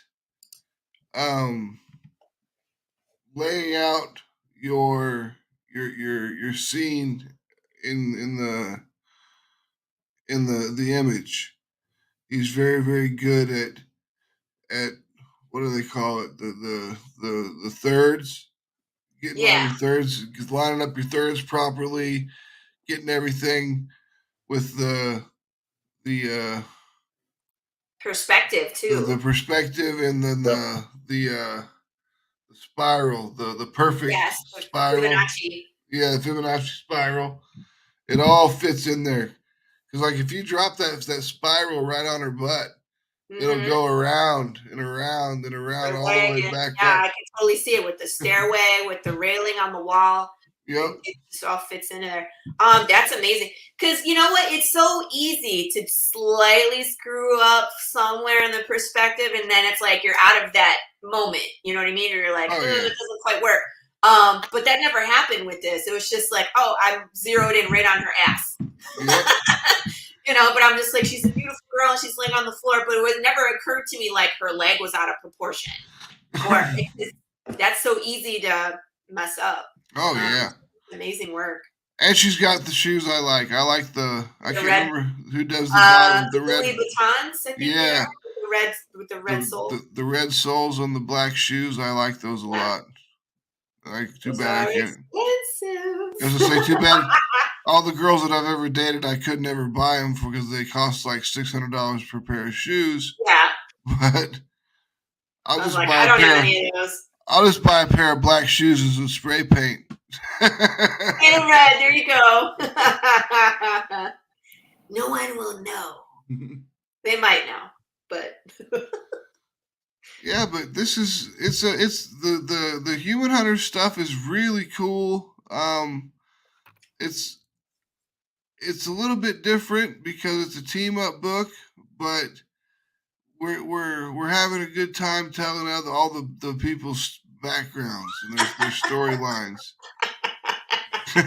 Thank you, Quinn. We needed that. That's right. But putting together all the backgrounds for these monsters and how Radu, because he's the one he's the James Bond guy who kind of keeps the group together, and he's the leader of them all. We have him going out and collecting all these different monsters from these different places, and then basically putting them. It was like, hey, do you want to have a my favorite vegetables chicas? Do you want to repent for your previous sins? And then he's got these groups of monsters that are trying to repent for what they've done in the past, and that's why they're trying to help get rid of the bad humans. So they're there by choice. It's not like Suicide Squad where it's like if you try to leave, we blow your head off. No, it's all perfectly by choice. They want to be there. Of course, Radu, he's the James Bond type, so he's always picking up women. Usually one of the three women in the story. He's good. Well, and you'll find out later why, because like here, you'll see in the background, that's actually the bartender from the club. Yeah. And there's a whole different story arc there because she was the one Mickey and the girls and was involved in this whole deal. Yeah. So it's kind of like you kind of reap what you sow. Yeah. Sup, Quinn? That changes the story. But again, you guys were talking about like people that aren't aware that it's not just the guys doing this. There's usually that lady, and you find that a lot, especially with kids. It's these kids getting taken by women because they trust them. Yeah, for sure. Same thing here. Like if the girls are at the bar drinking, they're not expecting to get roofied by the bartender who's a woman. Exactly. We always cover our drinks when there's a guy around. That's why I don't drink. Right. Don't do it. Or at least drink at home by yourself. No, that's horrible advice. That's not good advice. We don't. That's good. Don't drink at home by yourself. Right. That sounds sad, doesn't it? Drink at home by yourself. No. Yeah, I went through a phase of that for about 12 years. No, not really. So what's coming? So I know we know, kind of what's coming next for that, but you guys kind of mentioned some other series. Yeah, we've got. Okay, so next up, we've got Mary Machinegun's trade paperback. Right. And that'll be coming in May. And then in June, we'll have Ninja Bimbos versus Zombies from Deep Space, issue number 3. Okay. Is that going to Kickstarter? Yep. Okay. And then in July, we'll have Love and Madness, which will be going to Kickstarter as well. Okay. And then August will probably be Human Hunters 4. I'm pretty sure that's the way we've got it lined up. It'll be that or Dimension Travelers, depending on where one is. Wherever we are first. But Human Hunters 4 is done. So wow, okay. I think 5 is within like 2 pages of the art. Yeah. So you guys produce the comic pretty much in entirety before the Kickstarter even launches. Always. Yep. Always. Yeah, that's the one thing that, for those that are wanting to back us, we're basically just doing the printing costs at that point. We've already paid for the lettering, the art, everything, the covers. When that money comes into Kickstarter, we got to wait that 14 days, for them to get money off our interest, and then after that, we send it right off to printers. So it's a pretty quick turnaround. That's amazing. How do you guys afford that? That's what I want to know. We could talk about that behind the scenes, but I can't do that just yet by myself. Or I feel like I need those Kickstarter funds to finish the issue. Well, it took some startup capital, and that's what it took. We'd like to really go in detail. Yeah, we can't really go in detail because of child labor laws, but Of course. Don't want to get arrested here. Right. Well, that's why all our artists are in Brazil. We're covered. We didn't know that they were 16. That's not real people. Mateus, the guy who does the Human Hunters and who did Neo Tokyo, He's only like 19 years old. Wow. Yeah. I thought he was a little bit older than that. I think he's like 19 or 20 now, maybe. But he's I thought he just is he that? He's not very old. Quinn, move south. Around the 50s.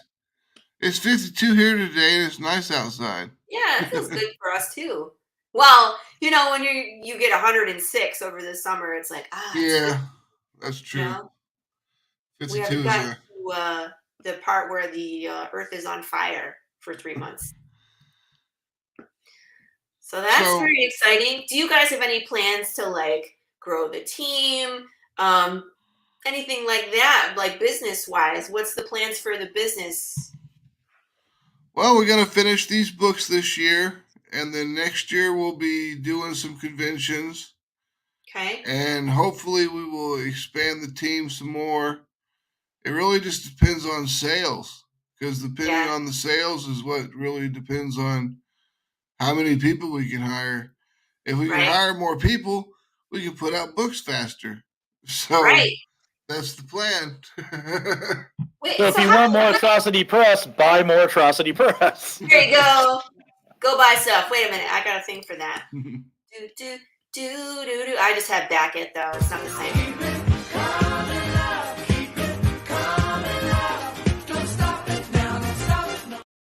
Buy Atrocity Press. Woo! Max, you're funny.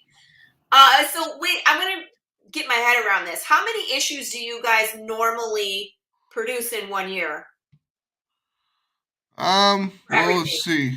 Well, that's hard to say because this is our second year. Like last year, we were just kind of getting off the ground. But we were trying to get it where it's like every other month, if not it. And then it turned into. How many did you produce last year? Last year we did 6 books. Okay, wow.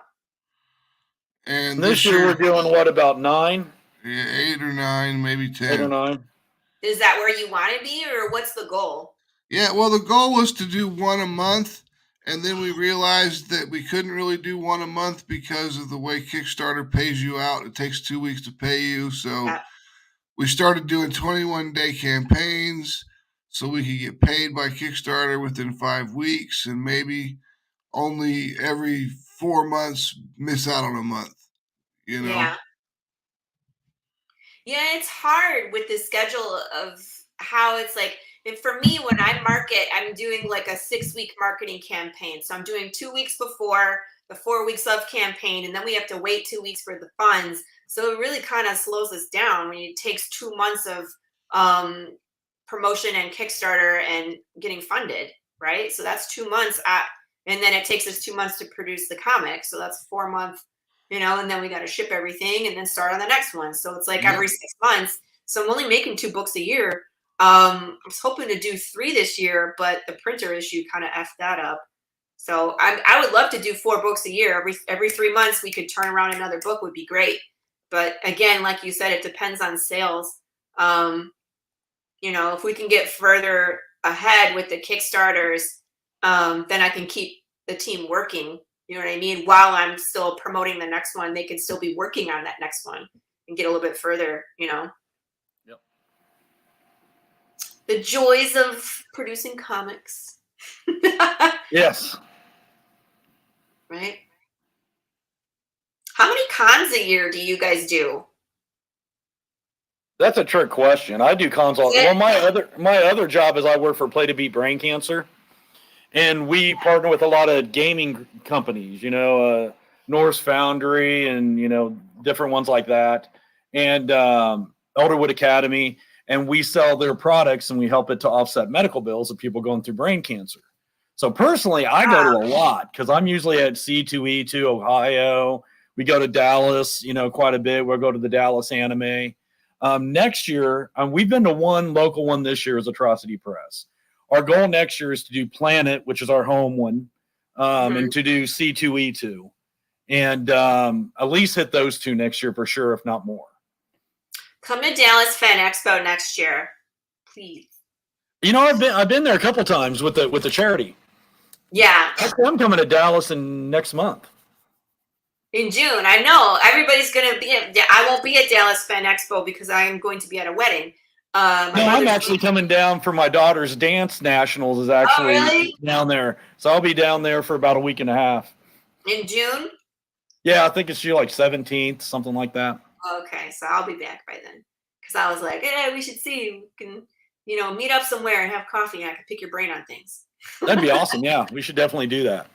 Because I'm in the Dallas area. I'm about like 45 minutes north of Dallas. Gotcha. I think the national's actually in Arlington. Yeah. Which I think is that's not too far from Dallas. No, it's like in between Fort Worth and Dallas. Yeah. I spend all my time down there because my uncle lives in Ardmore and my cousin lives in Dallas. So I've been spending half my childhood down in that area. I spent a lot of time on Lake Texoma. I don't even know where that is because we moved here. Lake Texoma is the largest man-made lake in U.S. and it's right on the border of Texas and Oklahoma. Okay. It's huge. We used to go down there and go fishing all the time. I probably do know about it. I just didn't know the name of it because we're like an hour away from Oklahoma because we're all the Dallas is towards the east side of Texas and where it's flat. Then we're like an hour north and an hour south is Dallas. So we're like right in between. People always go to Oklahoma and there's a casino everybody goes to. Right. That's where they like to go. Native American casinos down there, right? Yep. That's exactly. There's several of them. So you probably know exactly where we are. It's changing a lot though. When we first got here in 2019, it was like a blink and you'll miss it kind of town, very small, and it's where the Dallas North Tollway ended. So there wasn't any way to go north on the freeway. Everybody kind of got dumped into Prosper. We don't even have our own comic book shop. Isn't that sad? That's crazy. Yeah, because I know, because like I spent a lot of time in Ardmore, which was right between the Texas border and Oklahoma City. So if you're like Oklahoma City, then you hit Armour, then you hit the border, and then you hit Dallas. It was kind of like our flow, when we used to go driving. I used to hang out at the Dallas Metroplex often. There's so much stuff down there. It's crazy. Between Fort Worth and Dallas, there's just insane the amount of things that you can do. Oh yeah, and everything's all on they got frontage roads for everything. So you got to get off the highway and get on the side road and try to find your way back. And I'm like, I don't know where I'm going. It's so crazy when I first moved to Dallas because the left-hand turn lane at a stoplight is actually a 360, or a 180. It'll take you back the opposite direction. So if you're thinking you're turning left, like in the Midwest, when you're in the left is the farthest lane over, you're turning left onto the cross street. Yep. But here in Texas, if you're all the way in that left lane, you're going back the opposite direction. So there's been so many times we first got here, we're like, where are we going? We're going the wrong way now. Like, turn around.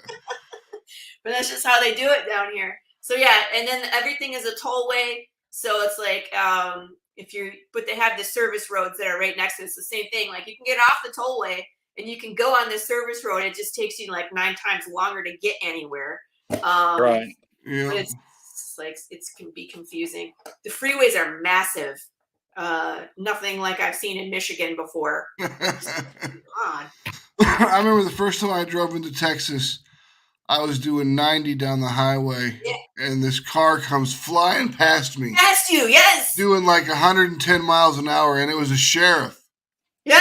And I was like, okay, well, I guess I'm not getting pulled over. Yeah, good day, sir. It's weird because it's like on the tollway, people feel like they're entitled to be there because they're spending money to drive, so they just drive as fast as they want. I have seen people get pulled over on the tollway, but it's not often. They must be doing something reckless. Typically, they're just driving. In Kansas City, they'll get you. They'll hammer you good. We have I-70, which is a toll highway between Kansas City and Lawrence, Kansas. Yeah. And if you go too fast, you get your ticket when you first get onto the tollway. Right. And then you turn your ticket in when you get off the tollway. Okay. Now, if you've gone way too fast, you'll get a speeding ticket in the mail. So basically, they look at when you got on the freeway and when you get off the time frame, and they're like, he was speeding, and then send you a ticket? Yep. What the heck? He's like, park on the side of the road for a minute. Pretty much. Stop at the little gas station in the middle of the highway there. Yeah. Go get some snacks. We're going to get a ticket. Oh, there was a question I wanted to ask you guys. When you first started releasing your titles, did you find that your audience kind of comes along for every single title, or are they all their independent audience? As you kept going, did they cross over? Talk to me about that, because I'm hearing I only have the one title right now, but I'm getting involved in other titles, and so it's like people are like, don't expect your audience to follow. No, I mean, we definitely do have Atrocity Press fans. Yeah. That just buy anything that Atrocity Press puts out.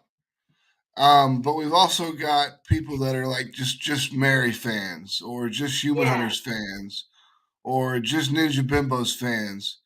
Because I think that's changing a lot though as we're fulfilling, because like when we did the last Mary, we had a lot of, full Atrocity Press or do a lot of catch-ups. Or a lot of, we're getting a lot more catch-ups, here lately, it seems like. Interesting. Yeah, more people are catching up. More people are jumping on board. More people are really starting to pay attention to the company, which I like. Right.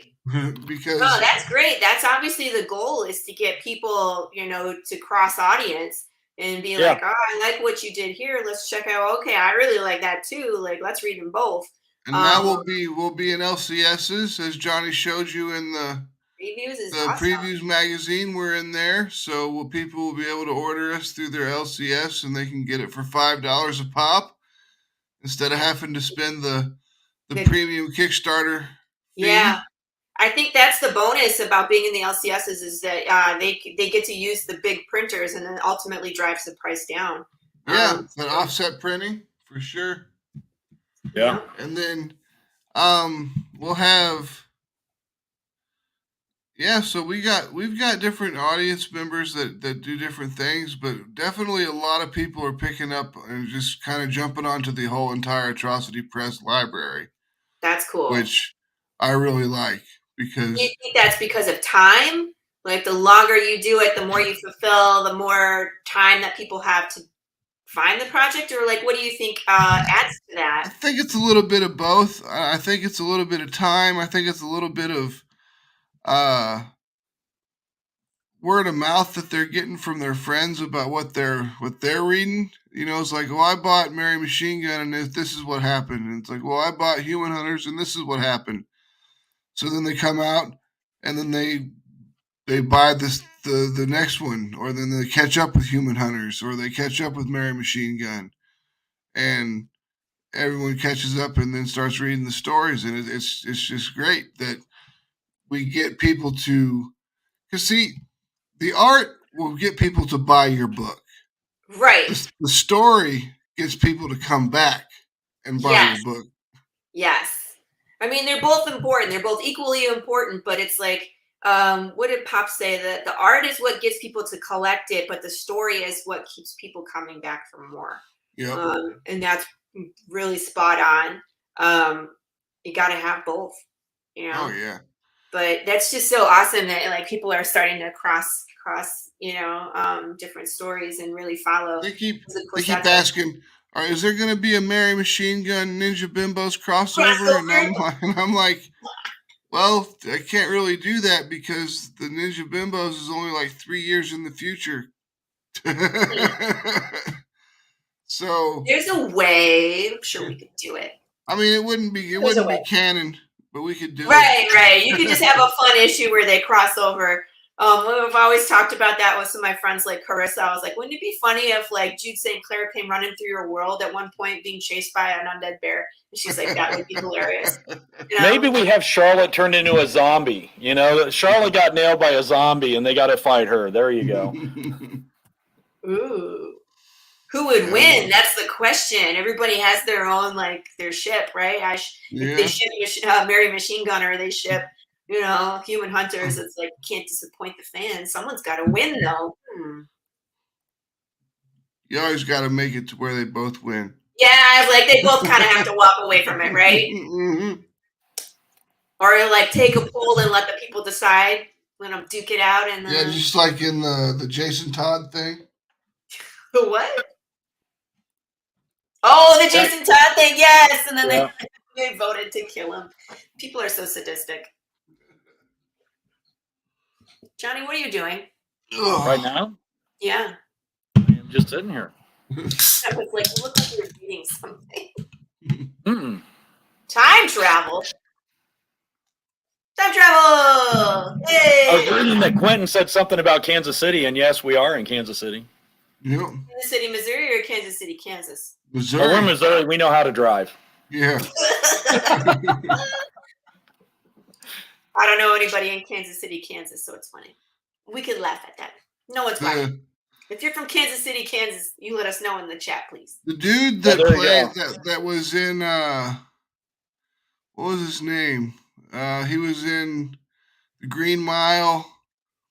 The real huge black guy. Yeah. Oh, Clark Duncan, yeah. He's from Wyandotte, Kansas, which is Kansas City, Kansas. Oh. I mean, There's a lot of guys actually from Kansas City because Paul Rudd is not far from us. He was on the Kansas City side. Kathleen McNamara, who did Shadowhunters, and who's also, God, I guess she's on Walker Independence now. She's from Kansas City. Yeah. There's a lot, and honestly, Kansas City right now is kind of interesting because it's really starting to blow up in the entertainment industry. Really? You know, like number one, we just had the draft here last weekend. Right. And so many people were saying, you know, I was reading the news, you know, the next day of the people that went back to their cities. And they're all talking about, we didn't know Kansas City was that big. We didn't know Kansas City had all this stuff. And we're like, yeah, we've been here the whole time. Yeah. But, you know, we kind of, you know, but it really has the arts, our district, you know, our downtown, you know, we now have light rail. You know, Kansas City's really kind of hitting that explosion in the entertainment scene.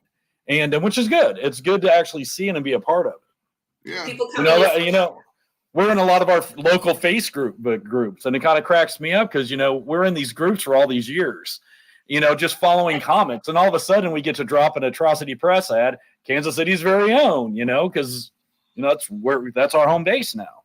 Yep. Cool.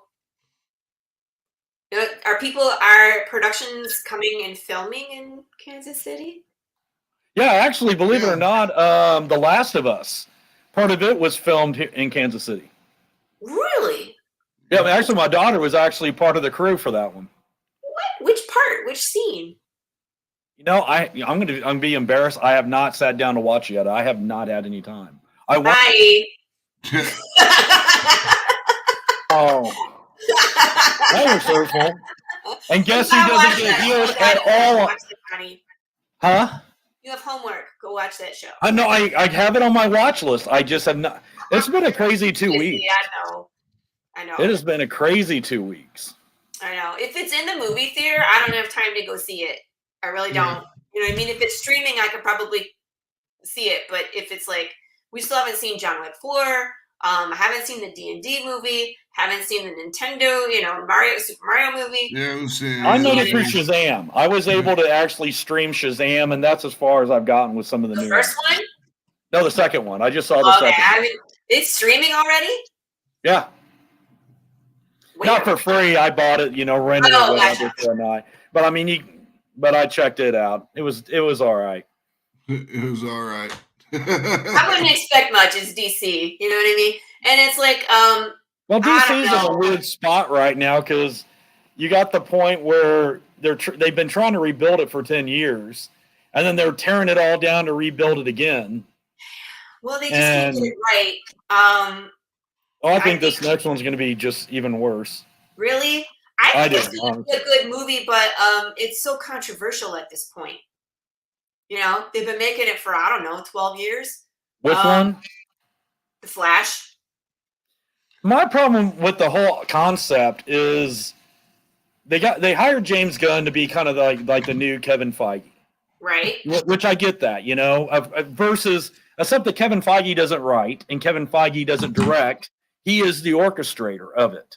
So you got James Gunn and I can't remember his partner's name, but they're now kind of in head of the DC. Right. Now, when he first came in and said, I'm getting rid of Henry Cavill, which really hurt me because I thought he was a great Superman, totally underused completely. Yeah. And he's like, well, you guys, you got to understand, I'm rebooting the whole thing. Why? So that was his first statement. I'm rebooting the DCU is why I'm getting rid of him. But then he says, oh, but wait, I'm keeping Peacemaker. Oh, but wait, I'm keeping Suicide Squad. Oh, wait, I'm keeping Amanda Waller, and she's getting her own limited series because everybody cares about Amanda Waller. Nobody cares. And at that point, I got to tell you, I kind of lost respect for the concept because I'm like, if you're going to come in and burn it all down and start from scratch, I respect that. If you're going to come in and say, but I'm keeping my toys, that's nepotism, period. Here's the thing. That's what it is. Why are you getting rid of the things that people would actually spend? He's not making wise decisions when it comes to properties. Henry Cavill is a very successful Superman. Yes. We would come back and see that. You know what I mean? You don't need to get rid of that. You do need to get rid of Suicide Squad. That didn't make any numbers. Like the Harley Quinn Birds of Prey bomb. Yep, bomb. Black Adam. Right? Get rid of the things that aren't making you money. Keep the things that are. That's just good business sense.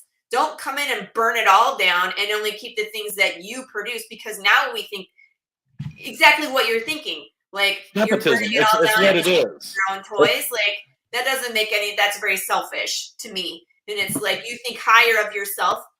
Plus, they burned everybody's contract. They're getting sued. Yeah. Idiots. Well, and then you got the situation with, okay, you're going to cancel Batgirl. Right. Because you want the tax credit, which number one, I don't think that's right. I mean, you shouldn't be able to gain something for throwing something out that everybody worked on. And to me, that's taking advantage of a loophole. But then you go into a situation where these new movies, it's like you have movies right now being released and you're wondering why they're not doing well when you're telling everybody they're not part of the new DC universe. Nobody cares. Except for the new Shazam, he goes, well, we don't know yet. No, that's a cop-out. You're saying if it does well, I'll keep it. If it doesn't, it doesn't. But then you look at Superman. They're like, well, Batman versus Superman wasn't that great, but it's like, but you never gave us a straight-up Superman sequel yet, number one. Yeah. Right? And then you got Ezra Miller, who's everything that he's done is horrible. Dumpster and they're fire. like, we're going to keep him. Maybe. See what I mean?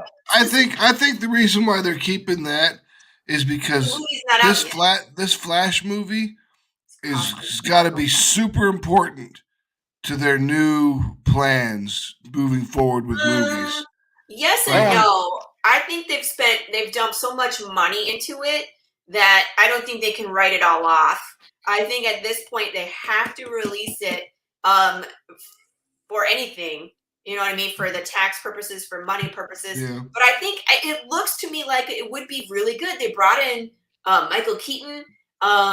You know, the whole Flashpoint is such an interesting script to explore. I think the movie itself will be decent, but I think Ezra Miller is such a dumpster fire that they kind of postpone the movie again and again. It's controversial just to release it because people don't want to pay Ezra Miller money.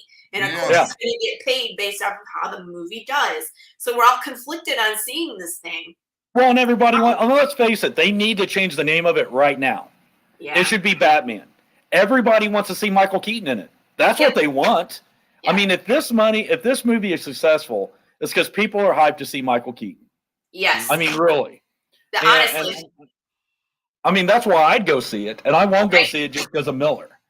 I mean, and that's where the conflict is. It's like, I want to see the story. I love, Flashpoint. I want to see Michael Keaton pick up. See, I'm really in the rarity. I got to tell you. I would really like it if DC would burn the bridge with Ezra Miller going forward, and they just haven't. They should be like, we're done with this guy. This is his last movie. This is his last outing. No, they just came out with a press release the other day that says he's doing very well with his healing. No.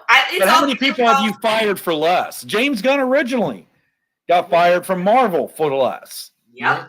They fired Hartley for less, the elongated man from the CW. They totally killed his character because of tweets from like 10 years ago. Right. This guy strangles a girl, breaks into a house. Oh, no, he just needs help. You didn't give any of your other people that you fired help. I don't understand. And then you got Harry Cavill, who did nothing wrong, and they let go. Right. And that drives me nuts. And what's funny is I think I'm in the group. I hated Flashpoint. What? You like my shirt? I once slammed on my brakes to let a black plastic bag cross the road. I was like, mine says, I thought I saw a spider. It was just a piece of yarn. It's dead yarn now. Yeah. It needed to die. I was like, smash. Oh, it's yarn. I love it. Yeah, there's some hot takes about DC going on right now. I don't know. Are you guys going to see the Flash movie? No. I won't. I haven't seen a movie really. If it comes free on streaming, yes. Yeah. I think eventually it will. Oh, it will. It'll hit HBO Max. I mean, they own it. But I mean, honestly, I want to see it for Michael Keaton. That's it. But I won't go see it, one, because it's given Ezra Miller money and credibility. And two, I'm done with DC. I mean, if they would have kept Cavill, I'd have probably been on board. The fact that they let him go and they're keeping Amanda Waller, I'll wait till the next group comes in to try to redo it. Because it's going to happen. It's going to be a cycle. It's just a circle. And they haven't, I think what's happening, honestly, is their executives are giving too much of their opinion about what needs to happen in either probably in edit. Like they go and they film this entire, like Zack Snyder, whatever. We're not going to go down that rabbit hole. But I'm pretty sure these execs are being like, well, we need to cut this and we need to do this and da-da-da. So we're getting all this like too many cooks in the kitchen feel to these movies, and they tank. Mm-hmm. They need to get out of the way of their artist. And let the artist be creative. The artist be creative, right? Because that's what's happening where they trust like a Taika Waititi. I think Taika Waititi has gone off the rails at this point. But in the beginning when he was producing stuff, it was Thor Ragnarok is one of my favorites, right? Yeah, but the new Thor was horrible. Love and Thunder was bad. I think the new Thor, they were just like, do whatever you want, here's a blank check. And he just went way out there. But Thor Ragnarok was really good, but they still had to trust him because none of the other Thors had comedy. Well, Thor's not a comedy character. I mean, he's not. To me, it was a taste. It was the humor. You have children being kidnapped by a god slayer. Yeah, they're making jokes of it. And I'm like, you're making jokes around kids being kidnapped. And in this day and age, I'm like, this is what you find funny? I thought that was in poor taste. Yeah. I think when the scene opened with Thor riding his hammer like a broom and then doing the Jean-Claude Van Damme splits, I was like, what? That was horrible. That was horrible. When I saw the splits, I was like, no. What are we Laurie, watching? have you ever read the story Ragnarok? No, I need to. Yeah, that was World War Hulk with a little bit of Ragnarok put in it. Ragnarok, Thor 380, is actually a battle in the end between Thor and the Midgard Serpent. There was no Midgard Serpent in Ragnarok. No, well, there was a death of Balor. The whole death of Balor was supposed to actually, start Ragnarok. That had nothing to do with Ragnarok. It was horrible. It was horribly done. They took two different storylines, mashed them together, and came up with nothing. My whole point of bringing it up, though, is that it was really successful because they got out of the way of the artist and director who was trying to who had a vision about what to create, right? So it was successful. They were taking old all stories. of their stuff. DC keeps taking all their stuff because there's executives that are trying to guide the creative process, and they suck at it. When you're creating something new, that's one thing. When you're taking a story that already exists and you're hashing and hacking it up, that is not creating something. I agree. That's destroying a couple of things. Ragnarok was still pretty successful. It sucked, though. Tis your opinion, sure. No, according to a whole bunch of people. Look, anybody who likes Thor was like, nah. Really? Well, I gotta say though, I mean, I thought it was better than this last one. Well, the last one was horrible on top of horrible, yeah. But then you had the same thing with, like, you know, the whole Dr. Strange. I gotta tell you though, Natalie Portman looked good as female Thor. She did. Her name is Jane Foster. Jane. That's not why Max was watching it though. Not for the story. No. He was watching Natalie Portman and her biceps. Yep, But we were they watching. screwed that up by trying to call her Thor. Yeah, we were watching that movie, Jane and Foster. about third of the way through, my 8-year-old looks up at me and he's like, "Dad, this movie's not very good." And I'm like, even the 8-year-old knows. Yep. Yeah. And see, and that was my problem. I did not like the new Thor. I thought it was too campy.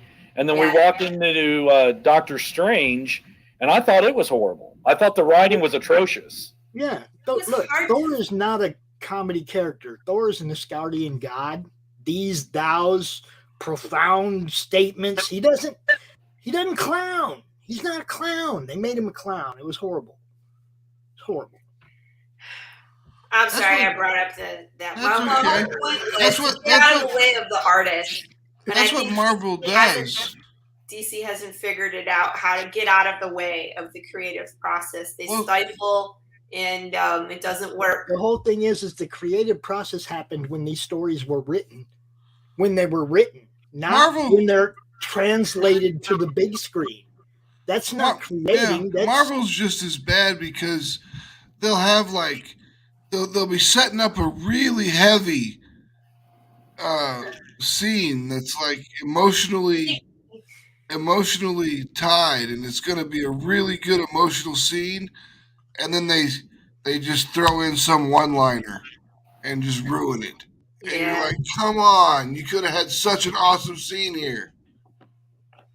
Gotcha. Yeah. I don't know. We'll see what happens with DC though. With James Gunn in there, we're always optimistic, but I never expect too much. Yeah. So it would be really neat if they wrote a new story and made a movie out of it that we can't go, hey, you screwed that up because it's never been done before. Actually create something. Wouldn't it be great? But they won't. This is Hollywood. We regurgitate Hollywood. Well, and originally, honestly, going back to Marvel, 15, 20 years ago, the Ultimate Universe was supposed to be kind of their movie universe. Yeah. When they wrote the whole, that was supposed to be like realism. Hawkeye didn't have the hood. He looked like he did in the movie. If you go back to the early Avengers movie, they look like the Ultimate Avengers. But then all of a sudden the comics are like, oh, the movies are doing good, let's merge it. And, and I think it would have been better if they would have kept it kind of its own, like, reality, its own, in a lot of ways. But you never can make everybody happy. I mean, you're going to have, arguments in each team. I think the only big argument I have with the movies is I'm one of those guys I'm devout if a character's created. If you create a character, that's somebody's baby. Mm-hmm. Who are you to come in and say, you know what? It's kind of like I heard the new rumors, and it's probably rumors, but they're testing out the idea of doing a female thing. Yeah. They want to do a Jewish, because, and they're thinking about maybe making, and I'm like, this is a character that has been around for decades. Who are you to come in and change somebody's character? Yeah, I can just see Mila Kunis saying, "It's clobbering time." But see, that's it, though. I mean, to me, though, I think it goes beyond that. I think it's if you have a character that is so popular, and then you get these directors and producers, and they're like, well, I think you should do this and this with it. Well, if you were that great, why don't you have an original character of your own? That's what I'm saying. I was so paranoid with my script. Because when I wrote Path of the Pale Rider, I was being told, pitch it to Netflix, pitch it to get it on the big screen. And I was like, You're going to take my characters and do something I don't want them to do. Yeah. And then it won't I'll be upset because I'm losing creative control over my own story. Yeah, if you're creating throwaway characters that you can sell off left and right, by all means do it. But if you have some love and passion for the character you created and you don't want to see someone else hack it up, don't give it away. Case in point is World War Z. Look what they did to that. Oh my God, that movie is nothing like the book. Nothing like the book. They took the name and they took the name of the main character and that he's a journalist, and then everything else is wrong. I think there's a couple locations that they went to, but that's what I'm saying. You can't take an existing story, put it on the big screen, and hack it all up. We're all expecting what we read. We're all expecting what we already know of this story. It already exists. It's not new. So you can't, you can maybe add new elements, but you can't change the base character. That's what Hollywood wants to do. They want the audience to show up, but they want to give them a new and different take on the same story. And it's like, that's not why we're here. Yeah, well, they're giving us a different take on the characters, not the story. Well, and that's when you go back to the early Marvel, all the way up to Endgame. Marvel, nobody can argue how successful it was. Right. Who would have thought that Black Panther and Captain Marvel both would be billion-dollar movies? Mm-hmm. I mean, Black Panther was a great movie, great story. It was awesome. Let's face it, Captain Marvel, everybody was so excited for Endgame, they take whatever you threw at them. But by the same token, though, they were trying to establish Captain America. They were the classic heroes. And now they're like, I wonder why this whole phase 4 was so bad. You never gave us one of our classic characters. You're so busy trying to change them and trying to manipulate them into something they're not. That's not what we want to see. We want to see what we've been reading for 40 years, 50, 60 years. Yeah. You got characters like Superman that kids are drawing them in a coloring book. They already know what Superman is. Everybody does. They know his powers. They know what he does. You can't go in and change him. That's why they made a Supergirl and a Superboy. So they had other characters that they could write stories about without fucking with Clark. But they do, and they're going to. We're going to see them. Hollywood, in a nutshell, right? Yeah. They do.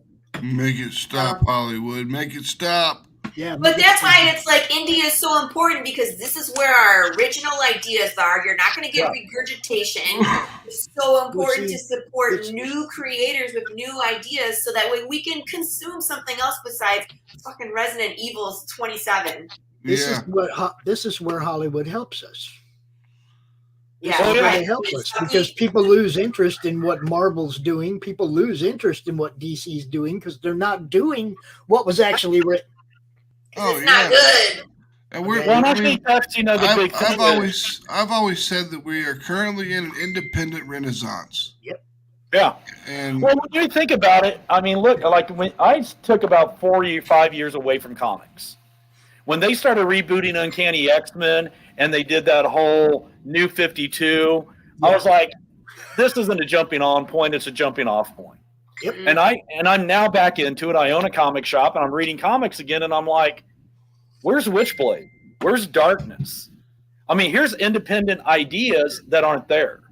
There's not a monthly Witchblade comic book. There's not a Darkness comic book. And then here's Marvel and DC. They're selling the same thing they did 5 years ago. DC's doing another reboot, and Marvel's rebooting Daredevil again after the 12th time. And it's the hottest thing in your store. Think about that.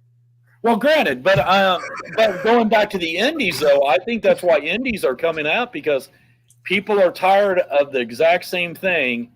Here we do it. We're going to kill these guys off and bring them back. Kill them off and bring them back.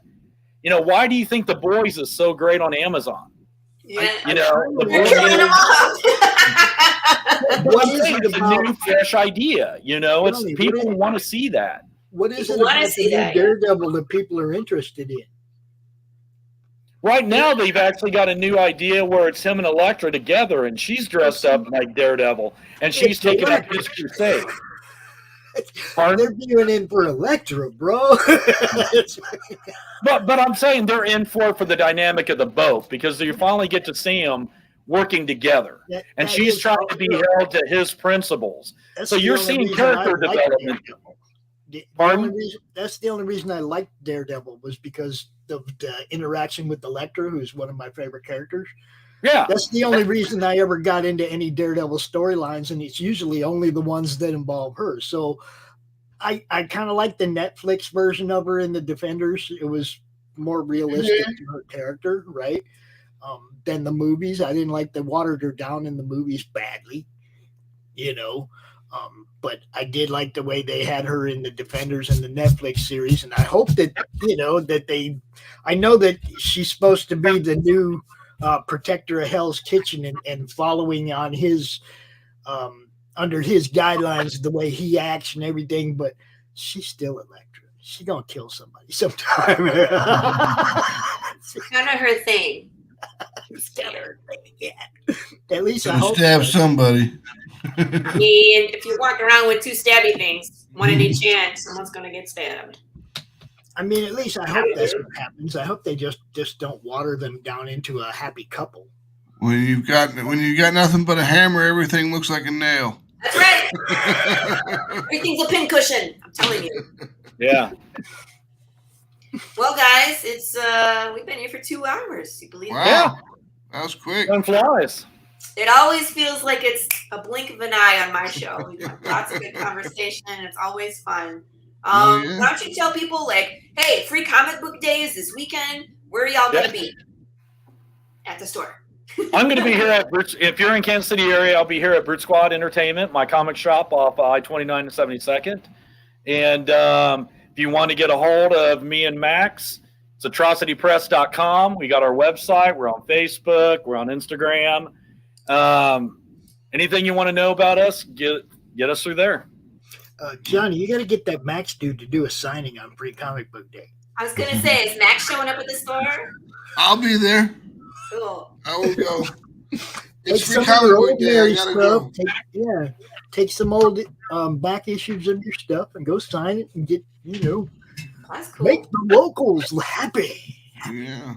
I am going to be at Pastime Comics in Watiga. I don't even know if I'm saying that correctly. Watiga. Sounds good. I always say it wrong. I always get yelled at for saying. I like saying it Watuga, like it's from Pirates of the Caribbean, but no, it's not it. It's not how you say it. So I'll be there at Pastime Comics with William Russell and a ton of other people are going to be there. My new friend Lacey, I get to meet her. She's up and coming. And of course, if you are interested in collecting some limited edition Path of the Pale Rider, I have the Indiegogo I just launched on the show. I put the link there. You can go check out what's there and available. Is the sauce available? Is the what? No, there's no frills on that one. It's just books.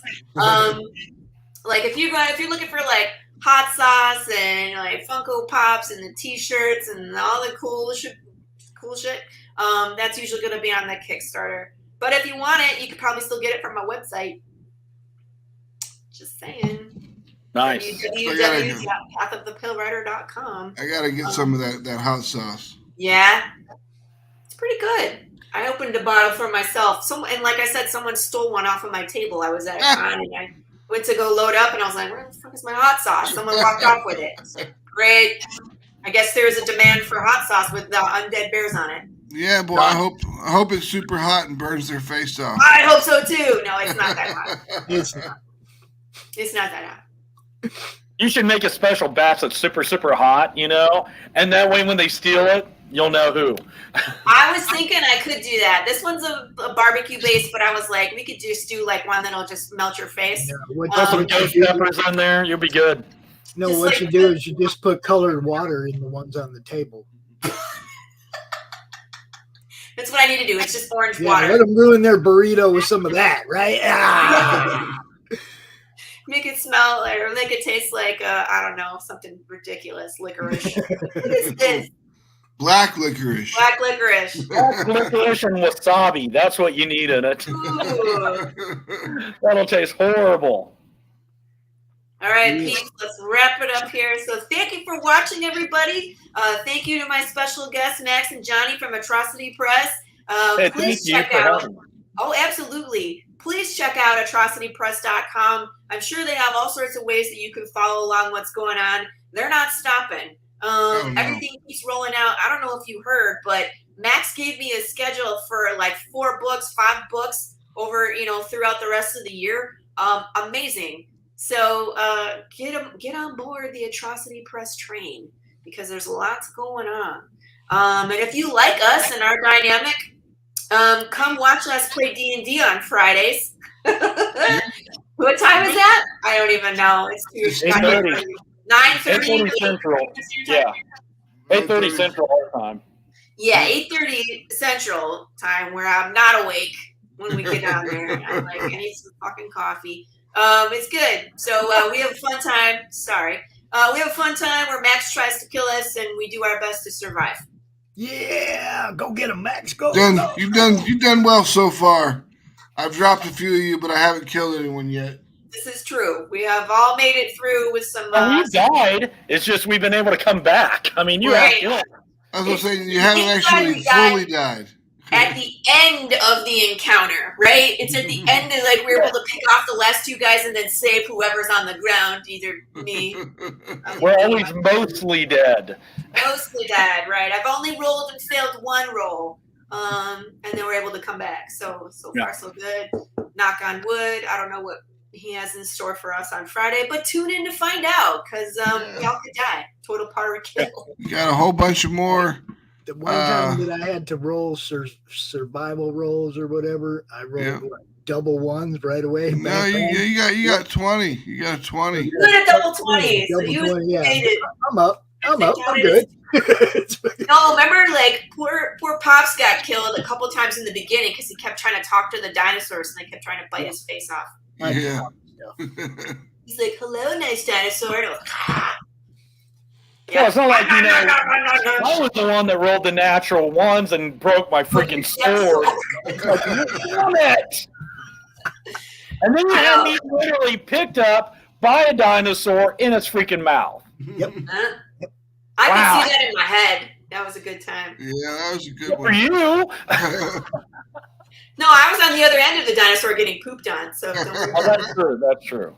You're getting whipped up by the tail, weren't you? Tail slap for like 30 points a day. Johnny's like, I love how this animal can hit both in front and behind it because I can hit both the cleric and the paladin at the same time. Exactly. Cool. You notice what Max was doing, right? I'm going to F you guys. I'm taking out your healers first. Yep. That's what he was doing. He goes, you got a paladin and a cleric? Yep, those are my targets. Did you notice what happened with that King of Feathers? It's like you were already there, and I was like, oh shit, I should move closer so I can heal you because you're going to die. And he was like, ignore Johnny, we're going after the cleric. And I was like, no! Yeah. It's like, I totally regret moving into that space. I'm going to stay out of the space now. Don't get too close. Don't get too close. Become the target. So, yeah, I have learned. You're on your own. I'll come scrape your body off the ground when he's done. Oh, yeah. So, yeah, that's Fridays at 9:30 a.m. Eastern. Tune in. Tombs of Annihilation, run by Max, the Killer DeVille. They're currently in Omu, going through all the temples of the 9 gods. Yeah. And we will play the replay Thursday afternoon of last week's episode so that you'll be ready Friday morning to just jump right in. That's a fun one to watch. That's the one where Johnny gets bit and I get thumped with the tail and then we get run over by all these babies and get chomped. Yeah. It was fun. It was fun. It was fun. I mean, we had a good time. Mm-hmm. But we get to do some leveling up and like campsite banter before we start. So. Yep.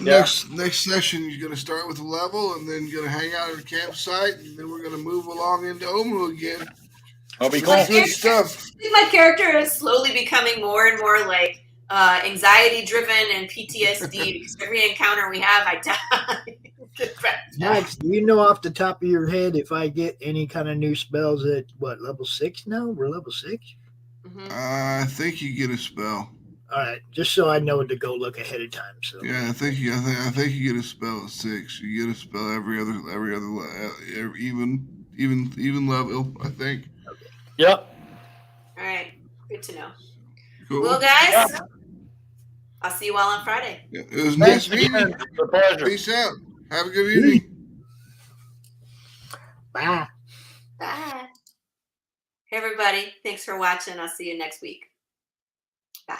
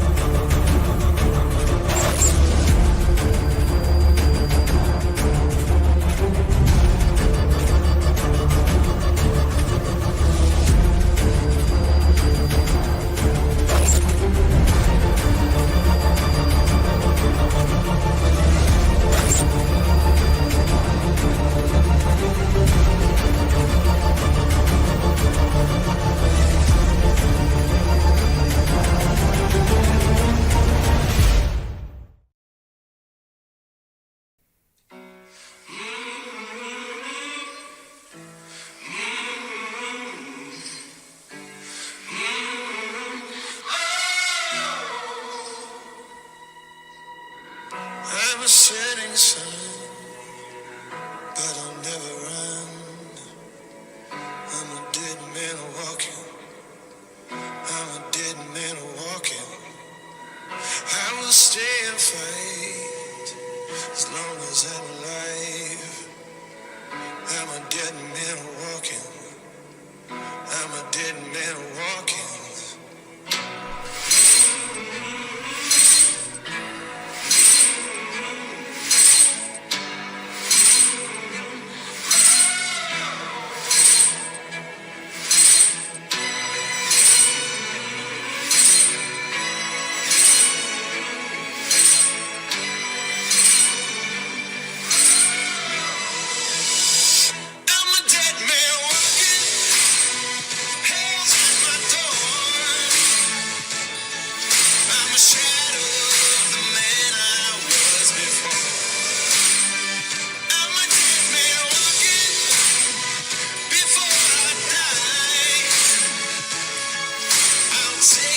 Till I die.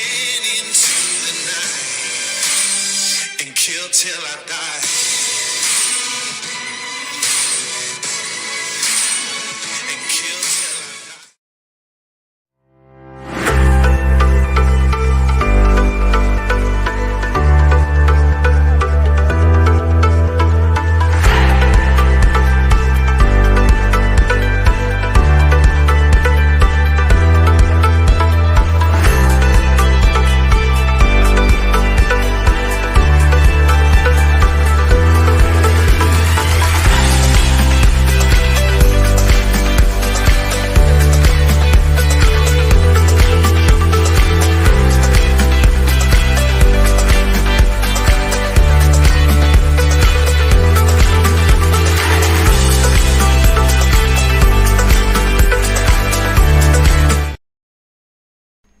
How do you end this thing? How do you put the there was the brakes on this bus? I forgot. Jazz hands. Jazz hands. Have a good night.